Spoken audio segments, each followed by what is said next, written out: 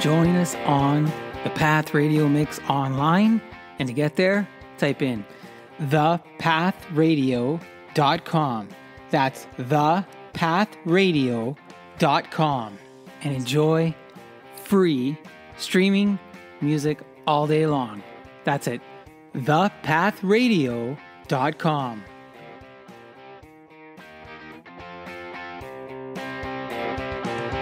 All right, now let's get to the main show, the Monthly Social Podcast, with me, your host, Guido Perino, as you go on with Guido.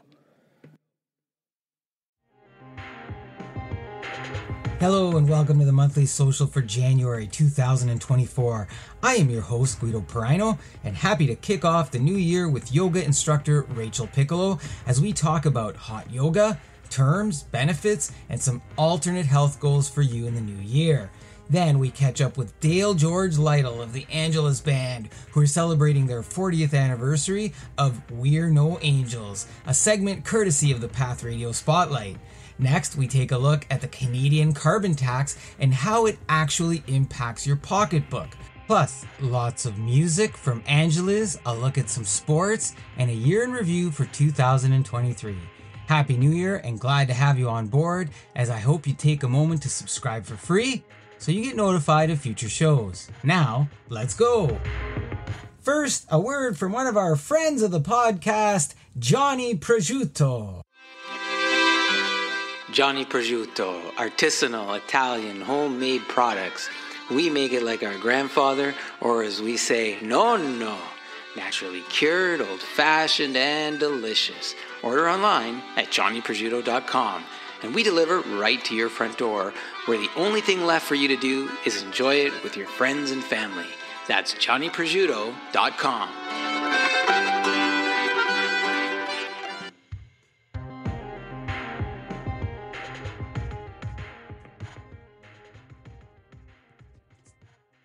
Yeah, I had my Johnny Prosciutto on New Year's Eve. It was I cut up some hot salami and some cacciatore sausage, put some really nice different cheese, some breadsticks, olives, arranged it really nicely. I got this really nice charcuterie board that was custom made with my family name on it. And so that just looked beautiful. You know what? I think I've already posted a picture online, but I'm going to share that on the Instagram so you can kind of see it. But just fantastic, great product, as I always say. And shout out to Anthony over at Johnny Prosciutto. And, new year. And thank you again for being here with me as I go through these shows and these topics. And, I'm going to talk a little bit throughout the show, maybe of 2023 and a look at, some of the accomplishments. But I'll start with this. The Monthly Social has now reached 58 countries, of course, worldwide. And we ended the year having been heard in 667 cities.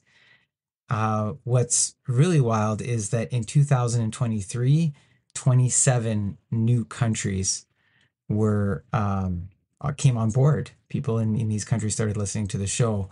And one of the highlights late in the year was that FeedSpot listed us in the top 20 self-help podcasts in Canada, just for the variety of shows that we have, the listeners, the streams, etc. So I don't know if 2024 will be just as good. Hopefully it will.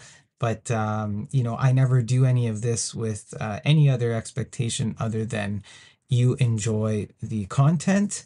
That you take some time, if you haven't already, to subscribe. It's free to subscribe, doesn't cost you anything. You get notified, makes it available to you on all the different platforms that are out there.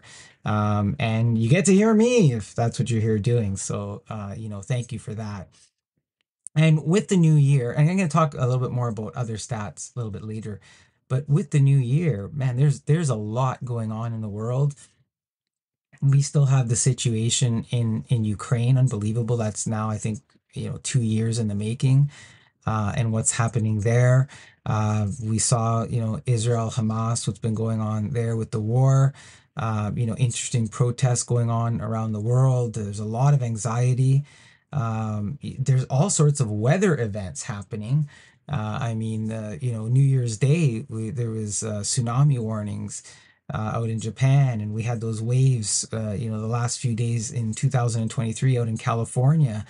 And I don't know where you are as you're listening to this, but here in Ontario, in Northern Ontario, up in Sault Ste. Marie, they had a green Christmas. There was no snow. There was fog for 4 or 5 days. And then in Southern Ontario, again, very mild weather, rainy weather, no snow, just some very strange anomalies that are going on all over the world. And while these things are going on, we still have other events, continuing as things like the World Hockey Juniors play out, and there's been some things there, and maybe I'll talk about that a little bit later in the show too. We've got, Taylor Swift, one of the biggest concerts and stories of all time. She's going to football games and there's a crowd that follows her around, and she's raking in record profits, recycling Taylor's version of albums past. She's putting videos out on cinema and streaming, and they don't get me wrong, it's fun to watch. It's fun to watch the kids enjoy, the content and being so happy, even though there's some practices that bother me a bit. And one of the examples is, you know, they've got this system where you have to register on Ticketmaster to get a code so then you can go and buy a ticket. And, there's a lot of disappointed people because they couldn't get access to this code to get a ticket, and it's very limiting, that the tickets are very pricey. That's not what bothers me. What bothers me, and I just learned about this with one of the most recent sales out in Vancouver, British Columbia, Canada. When the tickets, as the tickets wind down, they release a block of tickets behind the stage. And I don't get it. I don't get, I mean, I get it from a they want to make money perspective, but really the cost of those tickets behind the stage, you're going to an arena or a venue and you don't even get to see, line of sight, view of Taylor Swift. You're watching it on a monitor behind the stage. So to me, it's just, it's pushing the envelope a little bit. I think if you're Taylor Swift out there and you're hearing this, you go, you know what? That's not the experience I want my fans to have. I want them to see me. And yeah, you could look at it, well, they get inside the building at least, but they're getting inside the building and watching it on a TV monitor. At that point, they could just go to the cinema. They're paying to say that they were in a room with Taylor Swift, but couldn't actually have line of sight with her. So look, I don't know. It's maybe Swifties as they're known, the fans, they want to do that anyways. Personally, if I was going to watch one of my favorite acts, I'd want to have some kind of line of sight on them, not be behind the stage and then pay some premium pricing to do that. So look, that's just one item. There certainly is a lot of opportunity as I look at all the different topics that have gone on or are going on, for a lot of people to be better in 2024. And when I look at the new year and what I want to do with the show, I want to focus on some topics that also try to combat some of the disinformation and misinformation that is out there. And if you don't know the difference between the two, there's a full article on my site, guidoprino.com, called "Is Your Opinion Supporting Misinformation or Disinformation?" The article is a couple of years old, but it still applies, very much so. It provides some additional examples as well as definitions, but to help you out a little bit right here and right now, essentially, misinformation is when you share information that is false without knowing it's false. You don't take the time to validate if what you're telling others is actually true. We tend to react with emotion and some sense of urgency that we want to be the first people to let other people know something that we, have just found out. And sometimes we share things that aren't true. And those just go down a very poor path for others as well, because that cycle can continue. Disinformation is, and this is worse, disinformation is when you know it's false and you share it anyways to make it fit some narrative or personal opinion that you're trying to push. And that's just, it's wrong. I mean, if you know something is factually incorrect, if you know something isn't true, but you're sharing it or trying to twist it to make it fit your narrative, I think there's opportunity for growth there, and to reflect and say, you know what? I don't think that you're helping things out. You're helping situations out. Look, either way, both misinformation and disinformation, both are irresponsible to yourself and to the greater good of the world. And hopefully, in 2024, you can seek out actual facts and truths and then form your opinions based on that instead of hearsay, conjecture, emotion, ulterior motives, hate, jealousy, conspiracy, and the ugly things that bring the world down instead of lifting it and each other up.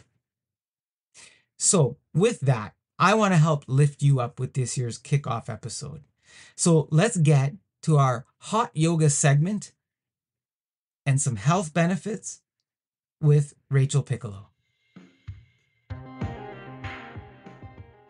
A new year and a new you sounds more possible than ever when you hear from our yoga expert and instructor, Rachel Piccolo. Rachel teaches at local health facilities in Richmond Hill, Ontario, as well as operates her own classes, and she's here to help us understand what yoga is, how it can help us, why you should do it, and so much more. I'm beyond excited to have her here, as she's simply the best instructor I have come across for so many reasons. You're going to learn all about that here on the show today. Rachel, thank you so much for being here. Happy New Year, and how are you? Happy New Year. Thank you. I'm really excited to be here, and I'm always excited to share information, knowledge, my experience with the yoga practice. What a way to kick things off in the new year as we get to share this with everybody. That's why I'm excited, because everybody makes New Year's resolutions and then we know what happens with those. But maybe yoga is a new path, right? Maybe yoga new path. So look at speaking of resolutions, do you have any or any big plans for the new year? With resolutions, I don't set them because I prefer to try to live well all year, consistent. And as you just were kind of mentioning, people's goals or people's resolutions by February typically are gone. They're out the door because they set most of the time unrealistic goals, things that are not achievable or maintainable. Like everybody goes always one way to the extreme. And just like the practice of yoga, it's like finding that perfect balance, right? Like that 80-20 kind of theory, right? You're not going to be perfect all the time. You can't be. You got to be making room for those days that, you do want to have a little bit of chips, or you want to have something. You can't, it can't be perfect. So I just try to live that way all the time. I don't set resolutions. Yeah. I think it's going to be a theme when you said the word balance, and I think it's going to be a theme we're going to hear a lot of today. And I agree. Many years ago, I would, like you said, I would set these very high expectations. I'm not going to eat chocolate, and I'm going to do. And it's just like, I'm going to eat chocolate. I'm probably going to have it. So I do set resolution. Your goals. But I don't go, out of the stratosphere with them. It's funny you said balance, because that's one of the goals that I have, is the following year is more balance. Because I'm very busy doing all these different things.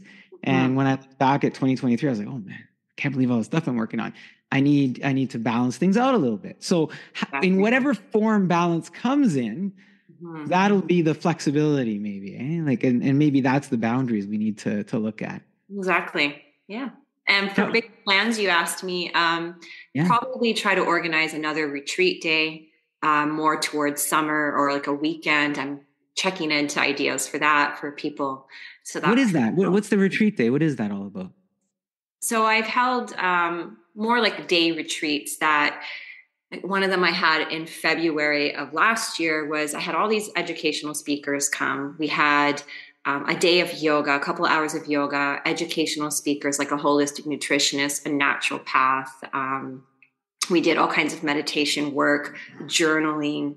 Of course, we ate well. I'm Italian background. Always good food has to be part of the program. So we had good food and just community, getting together with people, networking. So that was a day I did in February. I did another one in June where we did a sound bath, if you know what that is. I don't. What's a sound bath? Tell us. So if you've ever seen maybe on movies or on Instagram, there's these big bowls and they put a vibrational sound and they make music, basically sound vibration. I had a woman, her name was Luciana, and she's fantastic. She sings, she did the bowls, we did meditation, we did therapy work. Of course, again, good food, more yoga, more networking. That was, again, my theme for the practice, sharing, getting people exposed to different things. Knowledge, different ways of healing is what I try to do. So I'm in the midst of trying to think about something new for the maybe summertime, maybe more like a weekend where I take a smaller group of people and we do something. So that's what I'm thinking of doing. That's my big plans. Yeah. That sounds cool. Yeah. How would we find out about that? Like, how would people know that you're doing these events? Where do we go? So I'll Instagram post, do stories when I'm getting close to that, like a couple months before I start promoting it on my website. And then again, people who know me, a lot of it's referrals, like people who know me. Yeah. Yeah. So I've had a good following of students for 15 years that I've been teaching. I've had students. Yeah. Would this be a good couples type of event? Oh, for sure. Yeah. The people who came were like best friends, mother, daughter, couples, husband, wife, to convince the men to come is the is the thing that was tricky. But I did have my few men come and who really enjoyed it. So that'd be great. I'm going to be inviting you if I do one. I'm gonna look forward to it. Yeah, it sounds kind of an interesting thing. So, Rachel, look at how long have you been a yoga instructor, and why'd you get into this? Well, I got in because I had a passion. I've always had a passion for health and well-being and exercise. That's number one. Like when I was after I've had children, I started like a women's run group. In school, I organized all kinds of things. I always wanted to do something to help motivate people. But yoga was just kind of fell into my lap. One of my good friends said, let's go to a community center and try out a yoga class. And I'm probably like a lot of people had a misconception of what yoga was. And I'm like, it's going to be really boring. What I'm going to do, it's yoga's for older people. Cause at this time I was like in my late 20s and I was like, no, but she says, just come try it. So I did. And that one class, I mean, I was just blown away. That night I fell asleep like a baby, which was amazing as a mom with 2 young kids. As you know, sleep deprivation is, totally a thing. So that convinced me, I got to go back and do it again. So I kept going. And then I started doing it 3 times a week.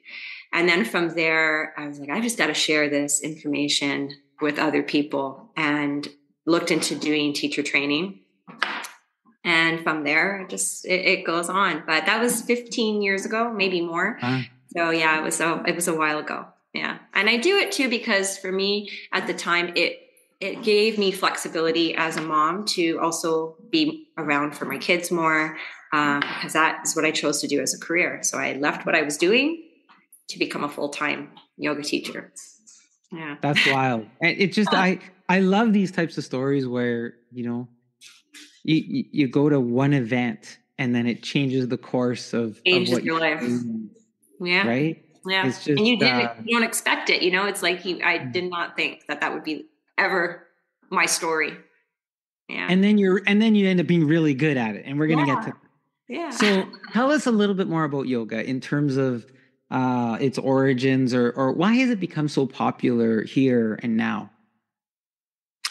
I think it's become really popular now, or over the last, I'd say, decade, is because we're all highly stressed. I think we're all sourcing for ways to deal with our stressful, chaotic, hectic lives.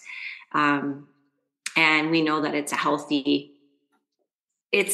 alternative, than medication, right? I could have said too as well. I had anxiety when I was in my 20s, in my late teens. I dealt with anxiety, panic attacks, and that was another reason that I was like, I'm going to try continuing with this and being consistent, because I know I did notice how much it calmed me. Like, it was challenging, but it still calmed me at the same time. So it was that balance of both things that I needed. And there isn't, an epidemic with, especially with young people, with having anxiety and depression, and just, it's a really hard time right now. And I think it also helps that there's a lot more scientific studies being, given that yoga is definitely a way to help yourself. So that is important, that there's that backup, that I know many doctors that are even prescribing to their patients to do a yoga practice. So that's really good. It has its validity. And I think that's important. Yeah. So That's interesting, because you mentioned the doctors, prescribing it now. yeah, Is that is that new, fairly new, like in change in direction? Like, has it gained greater credibility in the medical community then in your time that you've been doing it? It has? definitely. Yeah. Yeah. Yeah. I have a lot of students. It's a beautiful thing too about being in the community. You meet a lot of amazing people. I have doctor students. One of them is a psychotherapist, and we've worked together to help bring the yoga, and the doctors doing this, prescribing to Yeah. their patients, that this is a great option for them. It's a step. It's a big step, right?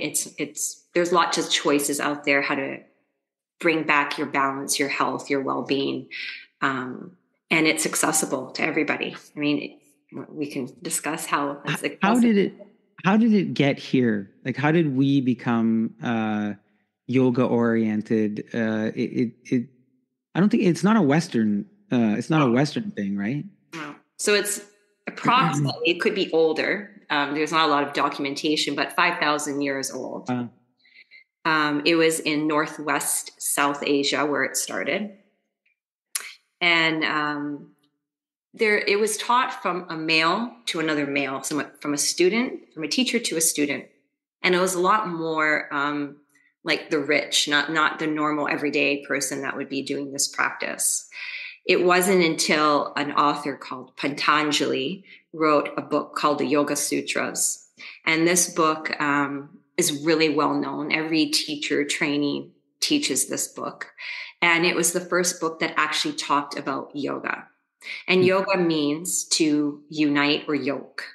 It's connecting yourself to your higher self. And this book, or these sutras, there's 200 aphorisms, have the principles of yoga that we all study. So Rachel, and you've used the term yoga, but sometimes there's a longer name, and you said it earlier, yoga practice. And yeah. I know in class it's often referred to as sometimes practice. Is there some importance to that term being included, like when the word practice is emphasized? I'm not sure if all teachers use that regularly in part of their teaching, but I do, because I think it's a practice that is lifelong.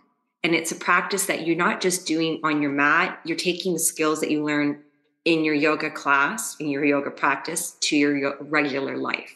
So you're not just doing what you learn on the mat, you're taking it with you when you go to the grocery store.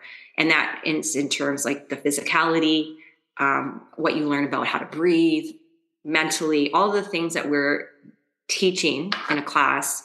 It's something that you're going to be practicing always. And as you practice, it becomes like that second nature for you. Yeah. I think when I hear you use the word practice, it makes me feel like I'm going to do it again, as Yes. opposed to when you just say yoga, I feel like I'm just there and I'm in that one moment. But then when you say practice, it's like yeah, I'm going to do this again. Yes. It's I'm something going to that's be a back. continuation. It's not that one time. It's Yeah. come all the time. It's something that you're going to get better at the more that you do it. And you were asking about the history. It didn't become mainstream until 1947 in Hollywood. When, of course, in Hollywood, when a teacher opened up a studio there and started teaching to celebrities, and then it became more mainstream to everybody. But in the 1800s, it's when it came to Western world. 1800s. 1893, 1897. Incredible. Yeah, it It's had transferred over here. quite the journey. Now, there's a lot of different types of yoga practices. And I'm not sure how we choose which is the right one for us if we're just getting into it. I know I've got a few here that I wanted to ask you about. Maybe you could just briefly help us distinguish between what they are. Are you good with that? Like if I just go through the list? Sure. Yeah. So, and if I'm not saying these right, just say this is how you say it. Okay. The first one, Hatha yoga. Mm-hmm. Hatha. Hatha. So what's Hatha yoga? What is that? Hatha means sun and moon. And so most of the words that in yoga are Sanskrit. It's an Indian language. So Okay. just the background on that. So Hatha yoga is probably the most traditional practice. It has the oldest roots. So going back, like more traditional than any other class.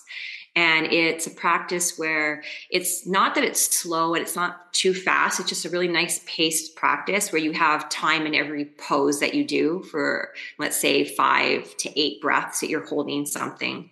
And it starts off, most classes start off in some type of quiet moment meditation. Then you move it, and you progress into the stronger part of the practice towards the end where you come into, you probably know, the Shavasana, where you're resting and you're in that deep relaxation. So it's basically the most traditional practice, a class that anybody can do. And it can be altered for anybody. And I'm glad you threw that in there, a class that anybody can do. So if you're just starting out, I would say the best one to do if you're just the best one to do. Yeah. Hatha is the best one to do if you're just starting out. And you're throwing out some terms. And I know as I started to do this, I wasn't familiar with any terms. That's okay. Yeah. I think we none at all the time. So you'll You remember. do. Yeah. You do. Yeah. Yeah, you do repeat them. And that's where you kind of go, oh, that thing. Okay, yeah, I'm going to do that. Okay, how about yin yoga? Okay, so yin is a more recent style practice. That practice came about maybe in the 60s, 70s from people here in like the US. It's more of a Western practice. It's a style of holding poses between 3 to 5 minutes. Majority, I'd say 99% of the poses are sitting down. I think there's only one pose out of 26 different poses that is standing. It is meant to be a very deep practice to relax muscles, tension, and stretch the fascia, the connective tissue in the body. It is probably the most meditative style practice because you're sitting in stillness, quiet for that long length of time, which is probably why I think that's the hardest practice, not for the physicality, but mentally for people. Because as we know, like it's hard for us to sit still without a phone in our hand, without distraction. We always have to be busy. So that kind of practice is, I see it in my students, is really hard, but they get very hooked to it as well because you feel the benefit of it so much about how it helps you relax and really practice your deep breathing. Because you can understand when you're moving from one thing to another in a pose, you're just trying to learn how you're doing your breath. And then we're asking you to move. Already you've lost the breath because you're focusing on the next movement. Whereas yin allows you time. The concept is about time. Yeah. And if you're a beginner and you're in yin because you're holding that pose for so long, is it harder? Is it maybe is this something you would use in the very beginning of your yoga journey? It always depends on what the need is or the goal is of the student. Okay. I mean, because it's sitting, there's a lot of options that you can give a student. So someone that's elderly or who's had an injury, that's a good practice. If you have anxiety, and you're a really highly stressed person, I would say that yin is a great practice to help you out. If you're looking how to get really good quality sleep, again, yin is a great practice, but it always comes down to what feels best for the person and what Right. you know will resonate best for you. Yeah. Okay, the next two, I sometimes I see them used together, so I don't know if they're individual ones or if they are meant to be together. Yeah. Well, power yoga and flow yoga are the, but sometimes I see power and flow yoga. So can Okay. you I know help me? that's very confusing. Yeah. Okay.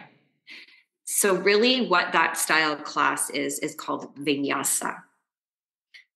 And it Okay. just depends on where you're going. Some places, like where you're practicing and where I'm teaching, they are giving it their own names.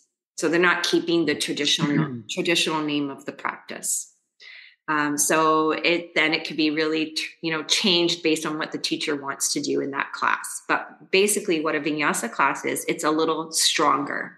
It is definitely a more advanced practice because there is that flow to it where you're moving more quickly. And for some of it, people, it can even be almost cardio, right? Like you're going from movement to movement to movement and almost even dance like there's like a flow of almost dance movements, depending again on the style that the teacher's teaching that day. So there's got to be that understanding that your basics. And that's why hatha is a good way to start, because you learn the basic poses and you learn how to align yourself in those poses and where to put your feet, where to put your arms, how to breathe. And then when you have that, then you can move on to like those stronger classes. So yeah. It's Rachel. It's interesting that you mentioned cardio. And one of my early experiences, and I didn't quite understand it until I took your class, was as I was doing some of these things, I could feel my heart rate accelerate. And then, but it wasn't until, and we're going to talk about this a little bit later too, the breathing, because with the breathing, you helped control what the heart rate was doing in some of those things. Yeah. And I didn't make that connection right away. And I recollect one of my first experiences was like, why is my heart racing doing yoga? Right? Like I'm on a mat. Why do I feel this way? And I didn't know enough about it. And so I'm making mention of it because part of it is being very in tune with what you do when you are doing the classes. And if you're experiencing something that you're uncertain of, it could be a reason to pause and figure it out if you're scared or anything else, or listen to this and understand what may or may not happen as we do that. Now, with all of those ones that we covered, and I think there's a lot more than just those ones, a but lot more. there is, right? Yes. And I think those are the ones I've been exposed to. So, I think there's another whole advanced level of other ones as well. But I've also seen this other word introduced in front of these ones, and that's the word hot. So these become a hot yoga practice. And so, what is hot yoga? Why should we consider it over just traditional yoga? And why has it become so darn popular? Ooh, that's a lot. I know. I know. So hot yoga is just still your practice, but in a heated room. And normally it's about 98 to 102 standard in a yoga studio. And that's typically the range. And why people love it is because people love the idea that they're sweating, right? And they feel really good with that. What it does, it allows your muscles to become more relaxed, the blood vessels to widen, the blood flow to be more flowing. So people have more flexibility when they do a hot yoga class in comparison to a non-heated room. So that's the big difference. But the practices are the same. It's just, again, non-heated or heated. So people love it because they're sweating. They feel that they can do more than they typically can do if they did that same class in a non-heated into a heated room. So that's where I think people have to be careful and also know their body, their limits, and they'll learn that as they're going. And the teachers are being attentive to that because you can push yourself too far.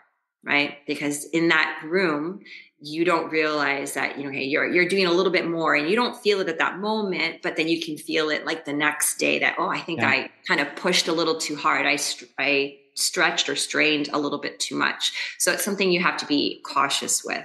But originally, like this has become a big thing over the last maybe 15 years, at least 10 that I've been teaching. I've noticed hot yoga studios are popping up all over, and they're more in demand than the non-heated classes. When I started teaching, there was a lot more non-heated. Like I didn't even ever do hot class. Like that was not even my thing. So it was something I was like, wow, like getting used to it. I mean, I really do enjoy it. I do feel good doing it. I feel the benefit of it. But would I say it's better than non-heated? No. I think, again, in the end of the day, it's what works best for you. What do you love? What makes you feel good is how you make your choice. People who have high blood pressure, ladies that are maybe menopausal, health conditions, you have to be mindful about choosing to do a hot class. So it's something, again, you need to research, look into, always consult a doctor if that's the situation for what's okay for you to be doing. Yeah. So that can you, and that's a good descriptive of the two, and it's important to distinguish, I think, between just the traditional non-hot or versus hot yoga with those health concerns and whatnot. You talked a bit about when we're in these positions, whether it's regular or hot yoga, and being in tune and feeling what we feel and knowing our bodies, etc. I don't know if this is the right way to ask this question because, well, I'll just ask it. Should we feel pain when we're doing yoga poses in any kind of way? And maybe it's, if you've never done anything, maybe you're going to feel discomfort. Should we feel any type of pain? That's such a hard thing for people to understand, especially when people are mostly disconnected to their body. Most people are disconnected. And it's important to be able to understand, to differentiate between discomfort and what pain is in their body. Yoga should not create any pain. And pain typically feels like sharp, heated, jarring, like you know when it's, but discomfort is subtle. And yeah, you will feel discomfort because you're putting your body in ways and movements that are not typical in anything. But just like every type of exercise or activity, there is some form of discomfort. But really, even with a hardcore weight workout, you shouldn't be feeling so much pain the next day that you can't walk up a flight of stairs, right? That's not good. That's not good. Like you've done too much. So you get to know yourself, and what's great about yoga is it's hopefully at a pace enough that people can take a moment, kind of assess. You're constantly assessing, how does this make me feel? And we ask, like, can you take a breath? Like if you're like holding yourself like tight and not breathing, okay, already you know that you're doing too much. Like this is you have to take a moment, take a breath, and again reassess this movement. Or we use props during practice. Maybe you need a prop to assist you with this.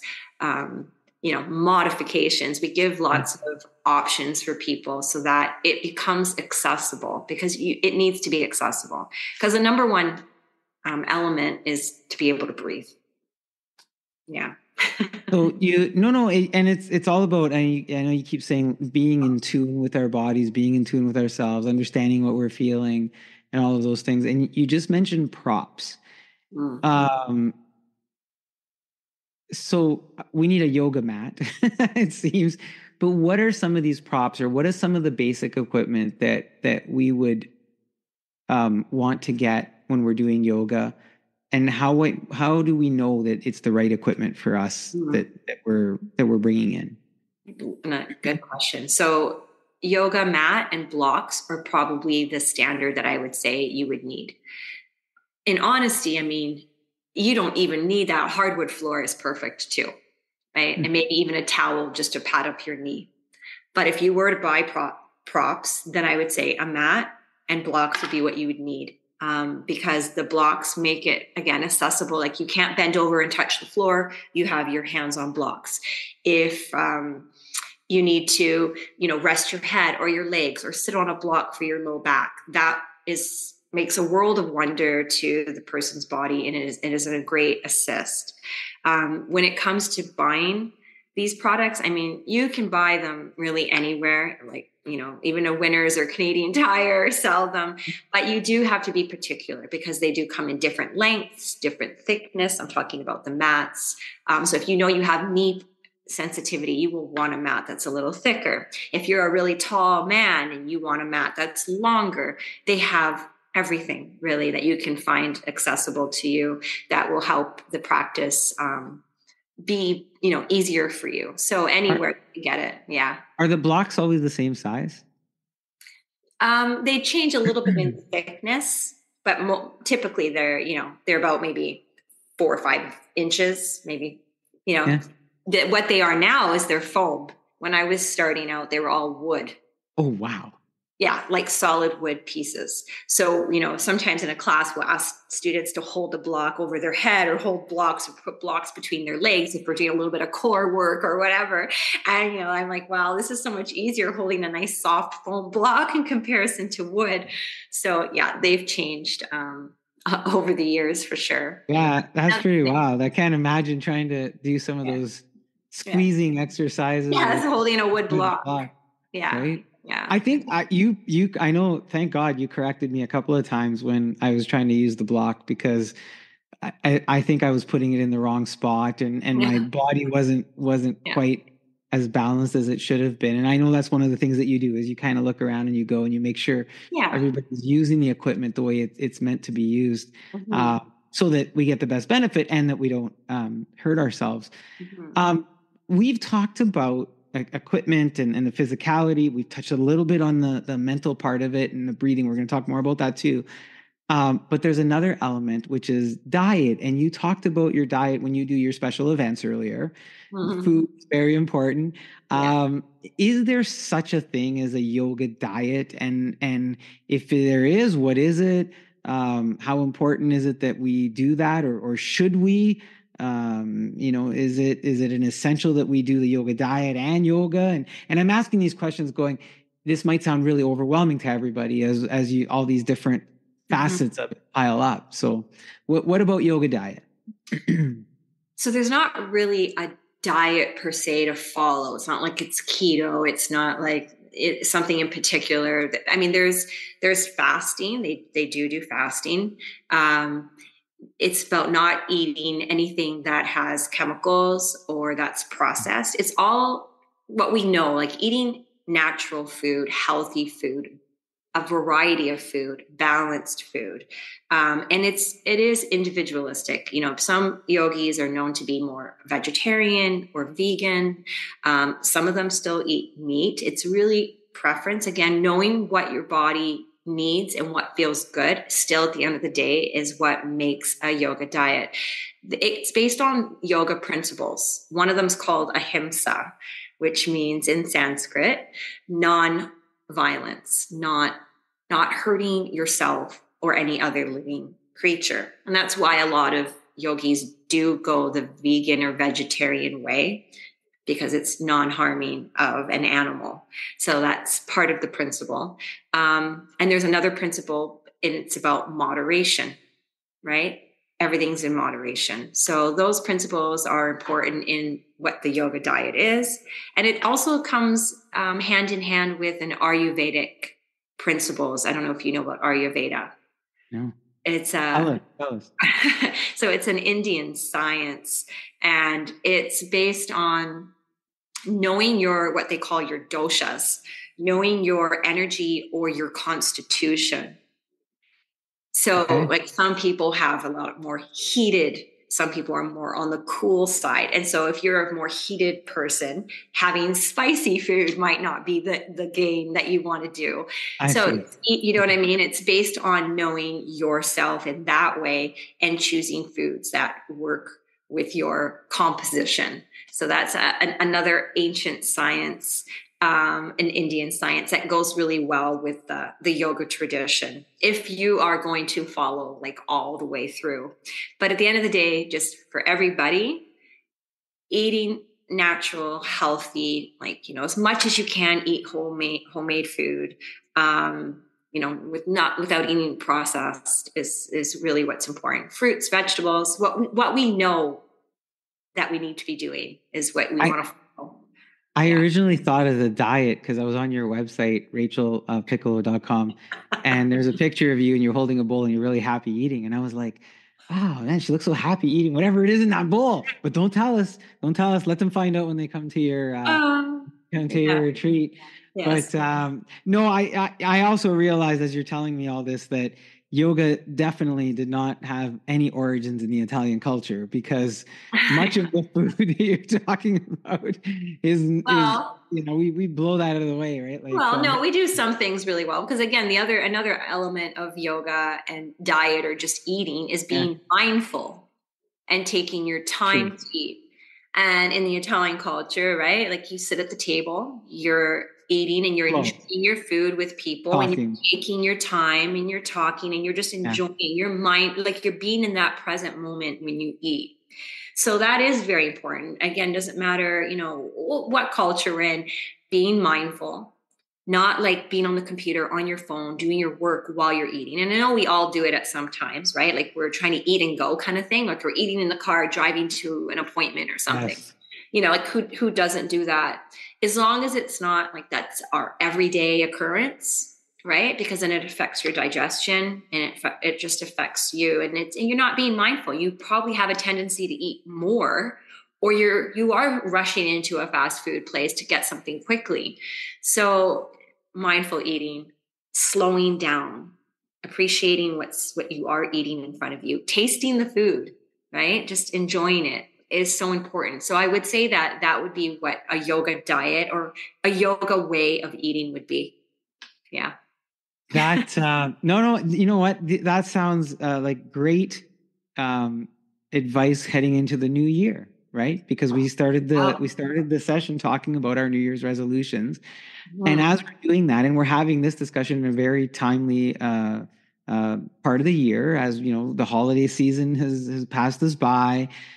Some of us might have indulged a little more than we planned to. We got together with friends and family, Mhm. and all gyms see a spike in membership in the new year with those Oh yes. resolutions, and I'm going to do it. And, all that stuff happens, Yes. as we want to eat off our guilt weight and all that sort of stuff.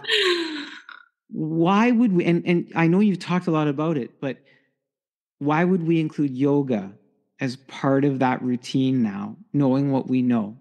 What's the benefit of adding yoga? Why would we turn to yoga? And how can that help us if we do decide to set some of those goals? How does yoga help us get over that hump, maybe? I think that because 90% of everything is your mindset. It's the mental state, right? Yoga is that one style, and I don't want to call it exercise, but it is. You are exercising, you are moving, you're going to get that, the strength and your flexibility, and you're going to get possibly a little bit of cardio in there. You are getting all those benefits, like a lot of other exercise classes do, or working out, but it gives you again that mental awareness, that self-awareness that maybe other type of exercises don't give you, because we're actually asking those questions while you're in practice. Like you are taking time to be reflective of these things, and if you have those moments to stop and think, it'll also help you make those better choices, be more having more clarity with yourself. So that is really important. And I think going into the new year, again, it's coming back to stress management. It's so important, right? Like I was reading, 'cause I also like to read a lot, and I listen to different podcasts that educate in different ways. When I'm driving, I'm always trying to source information, listening to things.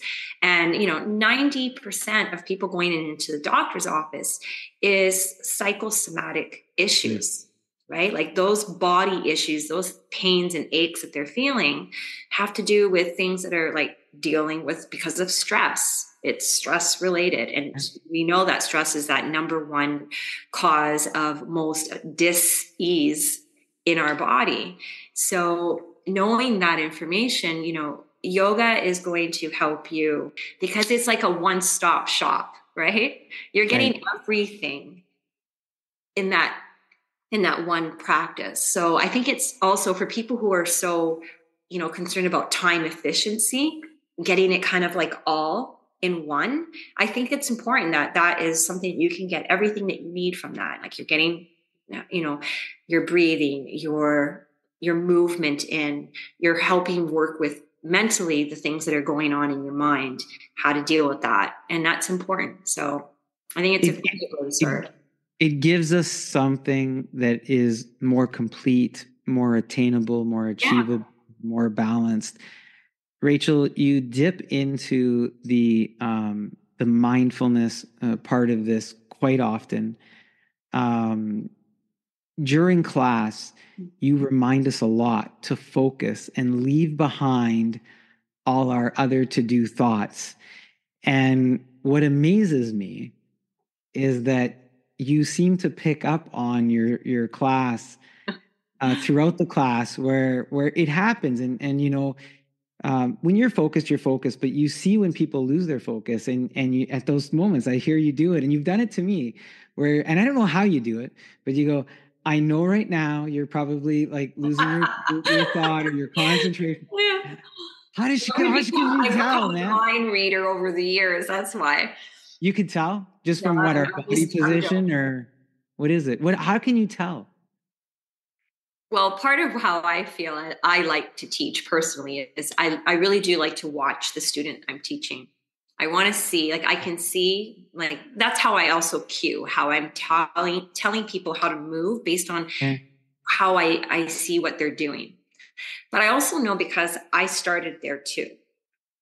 I started at that point where, I'm myself was a busybody, hyper, really excitable. As I mentioned, I had anxiety. So I know how it works. And I know because I still practice. And this is normal and it's common. And everybody's has that happen during their class. Like their mind is going to wander because that's what the mind does.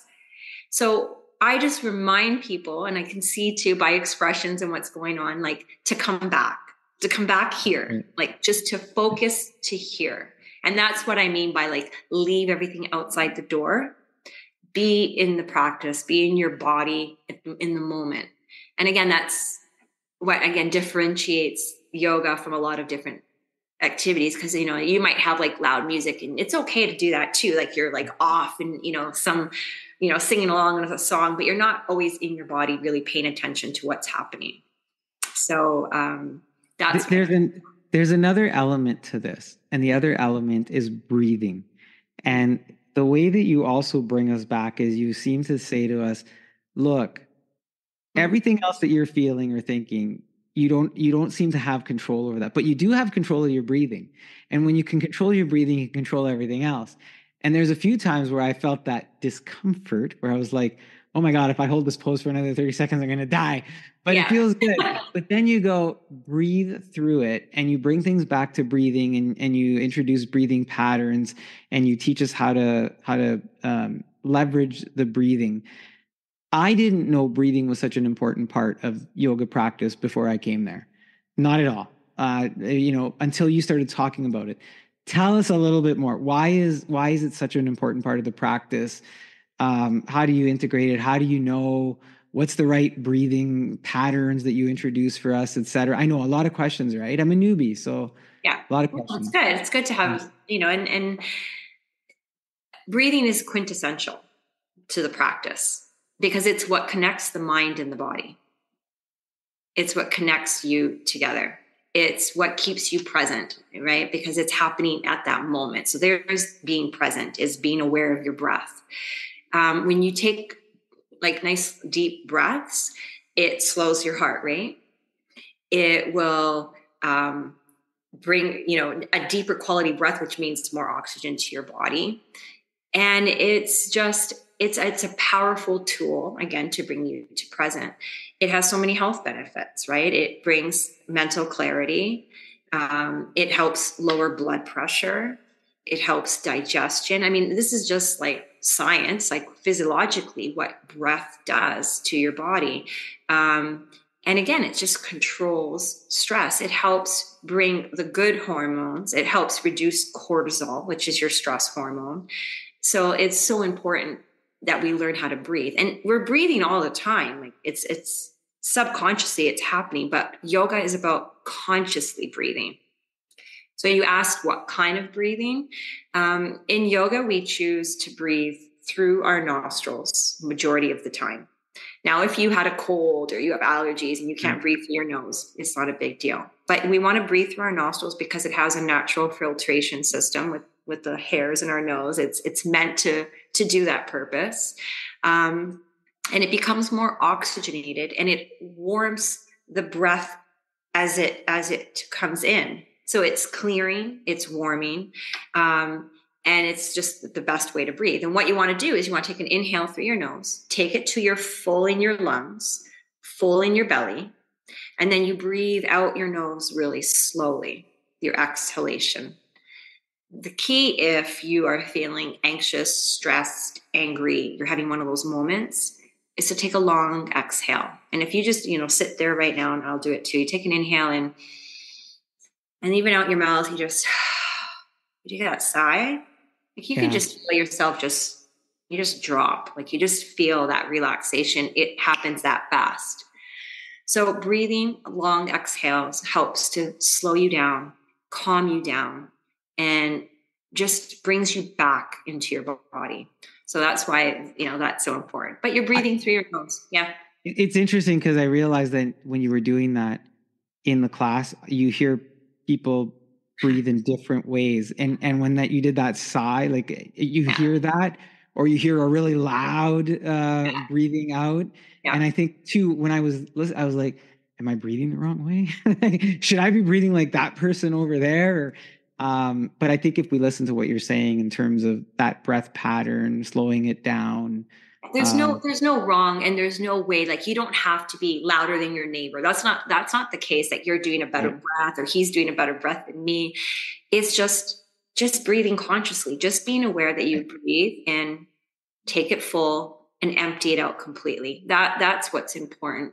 I mean, there's different ways to breathe, which, again, you can take equal breathing, longer exhale breathing, diaphragmatic breath, which is really why we want to breathe deep into our belly, because that's an important way to breathe, again, for different health benefits. But I've noticed you take your students through different breathing practices. So, the beginning of the class might be certain patterns, towards the end of the class, which might be different patterns as you're slowing things down and starting to wrap up the session and things like that.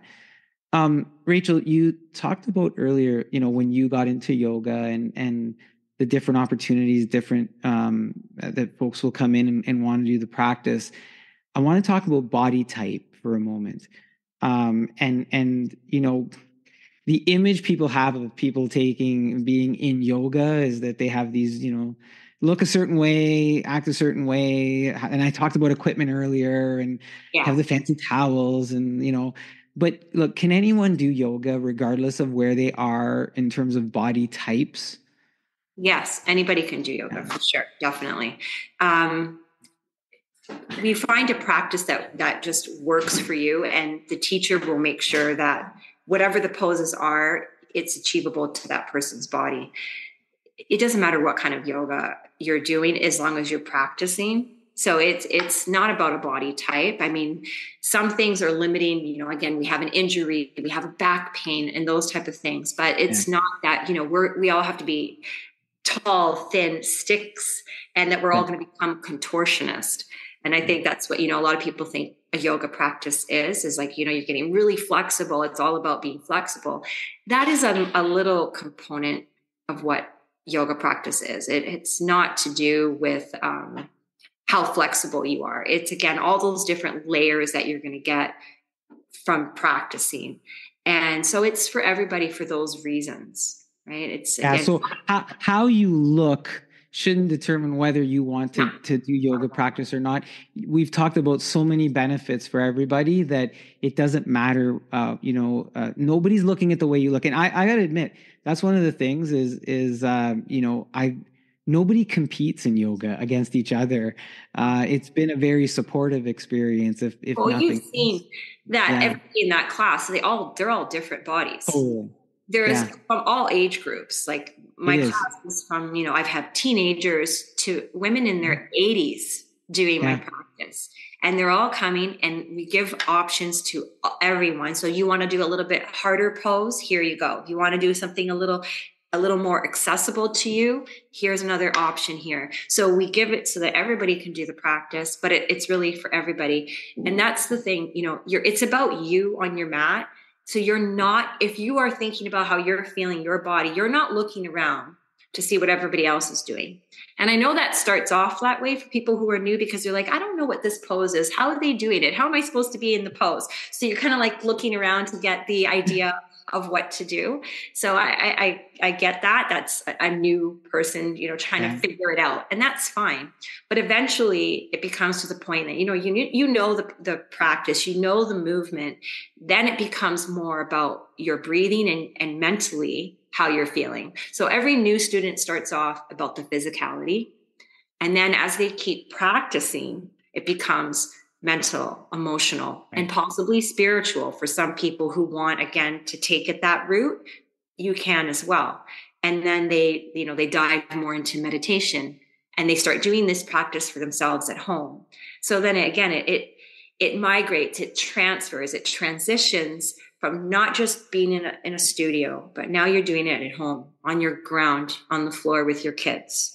Or, even your dog will come and help you do your yoga, right? Because they're the naturals at that up, down, down dog, up dog. They do it all, right?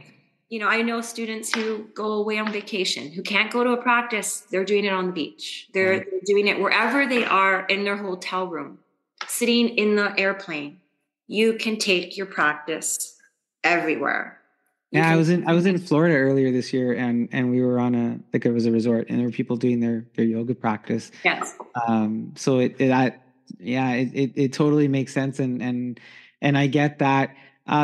Rachel, I've said a few times, look, you're one of the best instructors I've met, and I've alluded to some of the little things that you do in the class with your students, in terms of your connection with them, recognizing their needs, making little adjustments, and sort of coming along and helping them out in that way.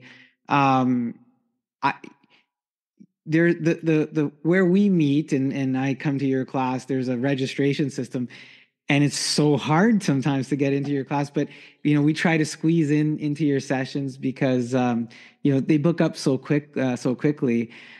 What, when you look at that and you go, man, people are trying to get into my class all the time, and why do you think, like, in your own reflection, why do you think that people want to get into your class and work with you? And have you had an opportunity to look back and take stock of that for yourself?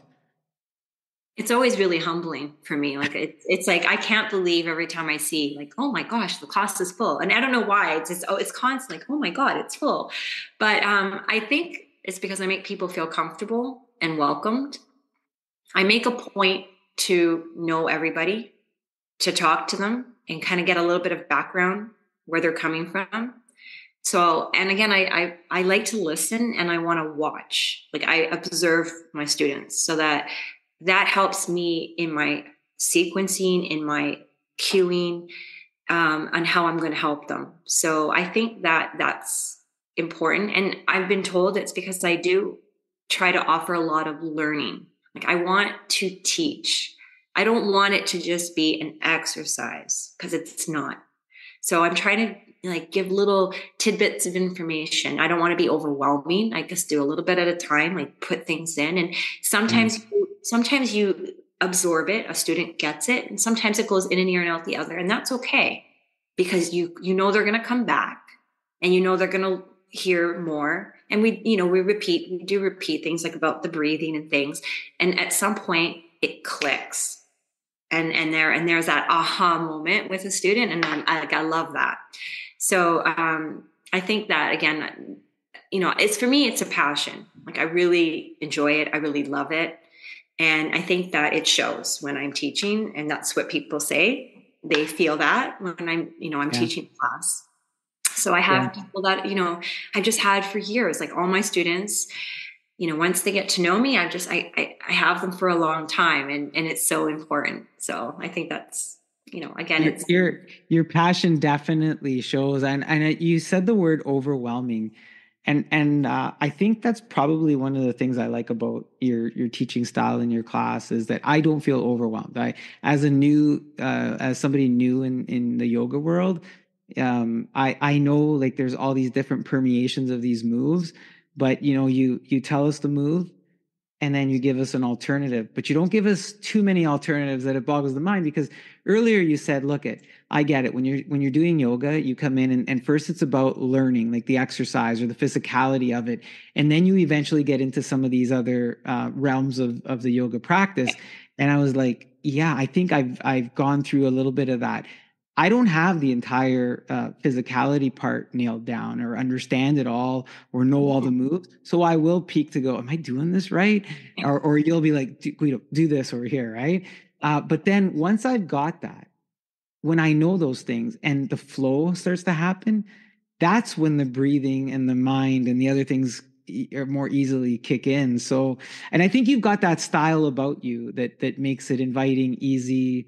I don't think any yoga instructor is judgmental, but like, you feel like you could just make mistakes, I guess, and it's okay, and you're going to teach us. Now I've given all these things of what I like in an instructor, and what I've learned, having gone to several now. Is there something people you think they should look specifically when they're trying to find their instructor, or what's right for them? Is there any way to even know that until you try it? no, that's a good point. You do have to try it. I think, again, do some research of what the style of class is, right? Knowing, again, your body and what maybe your needs are. So Yeah, that's the first step. Choose a class that's appropriate for you in terms of that.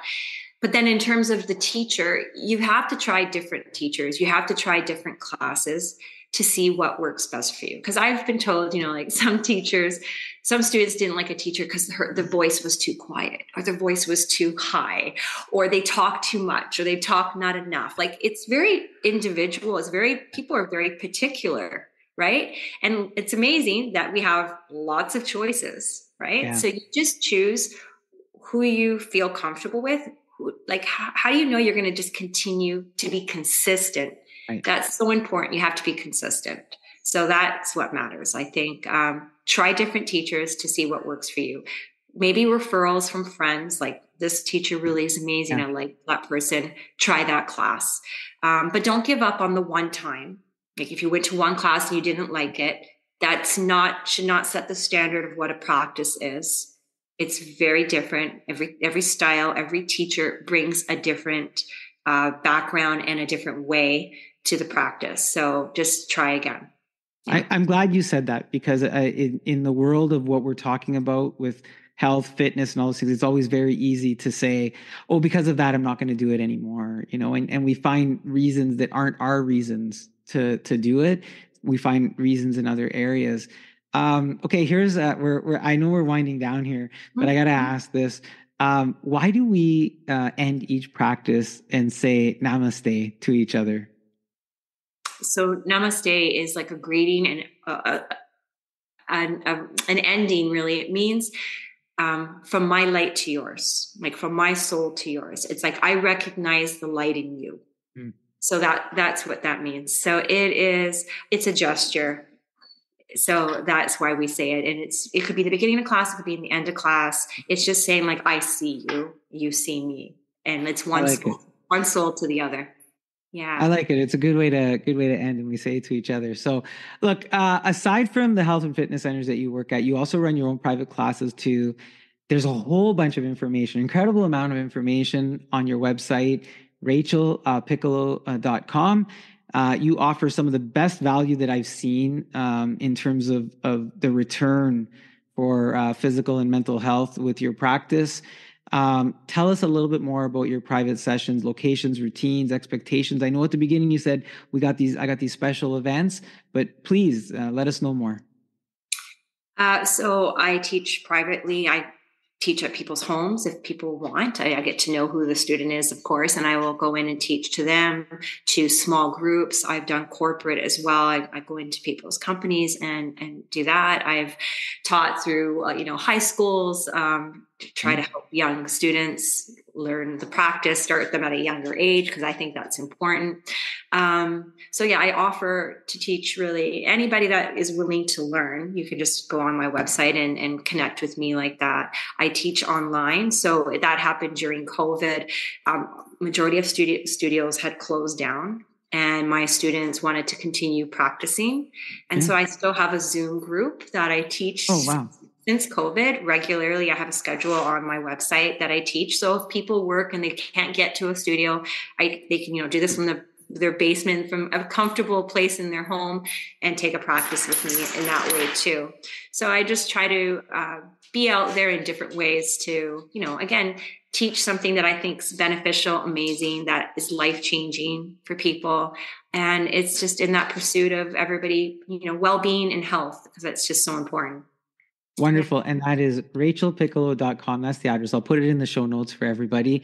Look, I want to thank you so much for helping us bring in the new year with positive health considerations through your yoga practices. Are there any final thoughts that you'd like to leave us with? Just try a yoga practice. Don't have that misconception. Maybe you have a misconception of what the practice is, but to, open yourself to different things. And even if it's not yoga, just open yourself to try different ways of working out or taking care of yourself, that there's choices. And that's the beauty of, where we live, that there's so much choice. So to try something new. Yeah. That is yoga practice instructor Rachel Piccolo, making it hot as she gives you insights on yoga types, equipment, mental and physical benefits, and so much more, so that you can consider it not just as a New Year's resolution, something you can count on from now on. I'll have Rachel's contact info in the show notes. Thanks again, Rachel. Take care. Wish you the best in the new year ahead, and I hope to see you in class. Namaste. Thank you. Namaste, Guido. I hope you enjoyed that segment with our resident yoga expert, Rachel Piccolo. And I think that segments like that are one of the reasons why the Monthly Social podcast was listed in the top 20 for self-help shows here in Canada. So hopefully, I know there's many tips that you could take away from Rachel there, and that you will, and that you'll think about your New Year's resolutions in a different way when it comes to health, and considering maybe yoga as one of those options for you. So I think it's time for some music to kick things off here in the new year. Our special guest coming up interview is going to be Dale George Lytle of the band Angeles. And we're going to listen to one of their songs now called, fittingly, On My Way. Here's Angeles.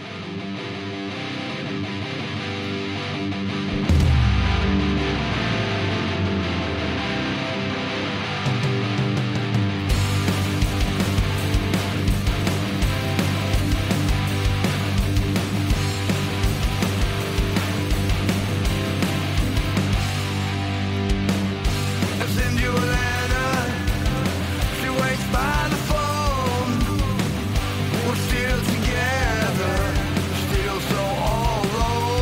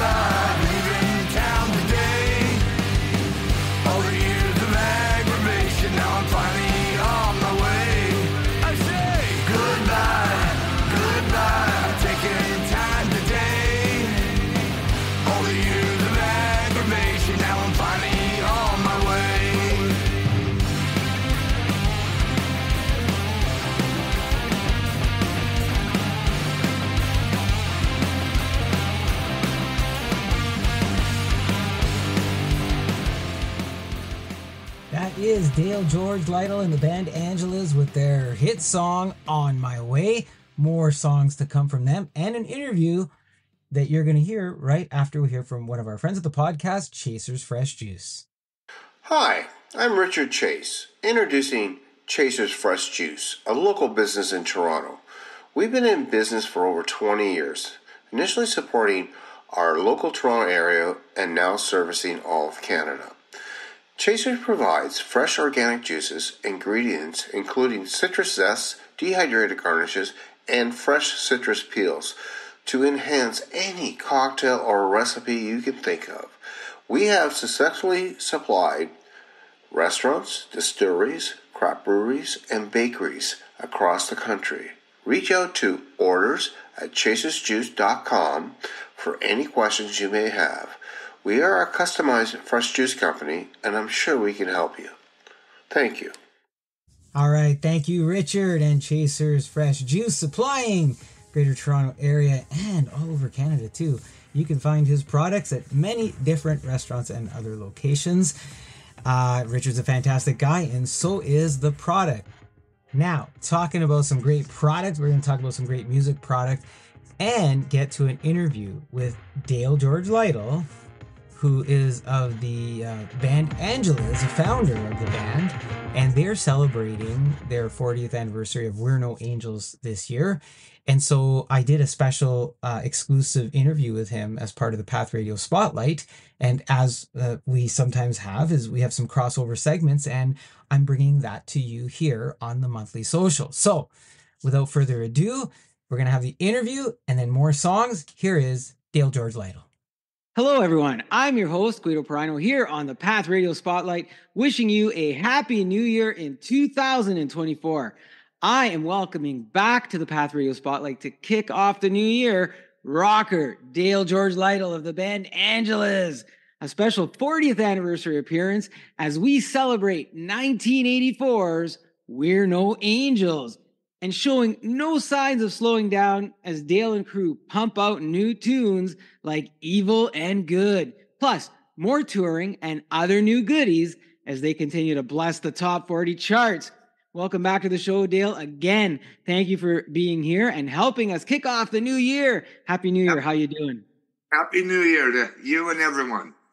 And doing just great. Thank you so much. Right on, Dale. You're looking good. Thanks, brother. You too. Are you sporting one of your new hats?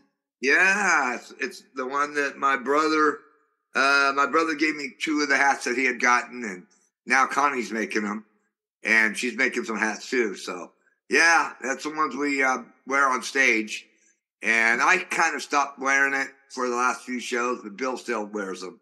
But yeah, I like them. I think they're pretty cool.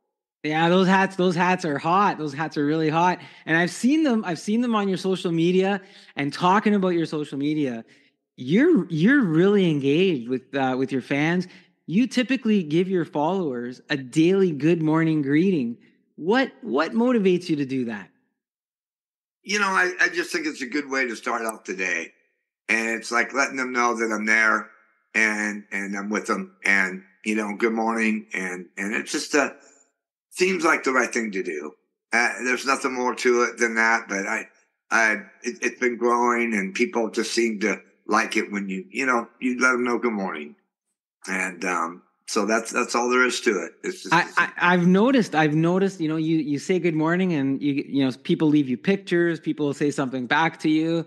It's one of the first things I see in the morning. It's like, oh, that's really nice. As opposed to like something bad news or somebody complaining. They're just somebody saying, hey man, good morning. I hope, in a nice way, have a good day sort of thing. And that seems to be Dale George Lytle right now, eh? Yeah. My dad, after I actually met him after many, many years, I knew him for about 5 years. And, he used to it didn't matter what time of day. He lived in Seattle, Washington when I finally found him after 40 years. It didn't matter if it was 5 PM. He would say good morning. I don't know why he said that was just the right way to start off a conversation to everybody. Might be a little weird. I'm not sure, but that's what he used to do. That's and you picked up on that, and you've been using that after and just having spent that short time with your dad. It sounds like. Yeah, it was really cool. I actually had a private investigator find him after like 46 years, and it was really weird. I I had a shop in Canoga Park, California, and I was at the desk. It was a Saturday morning, and it was slow. And I had this private investigator get me a list. It was 3 pages long, and I sat down. It was 8 o'clock. The first Dale George Frank Frank Lytle on the page. I called, and he answered the phone. And he said, "Good morning, son." And I'm like, "What?" And I, made him prove it. Like, what was my last name at the time, which was Bandy.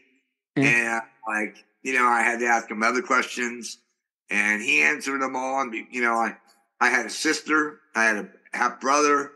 I, he flew down to L.A. and we flew back up. I'd go up there quite a bit and spend a week or two. And my sister Treva, we're still friends on Facebook. And it was just really pretty cool. And then when he turned 65, he had a brain aneurysm and died. So he left when I was 6.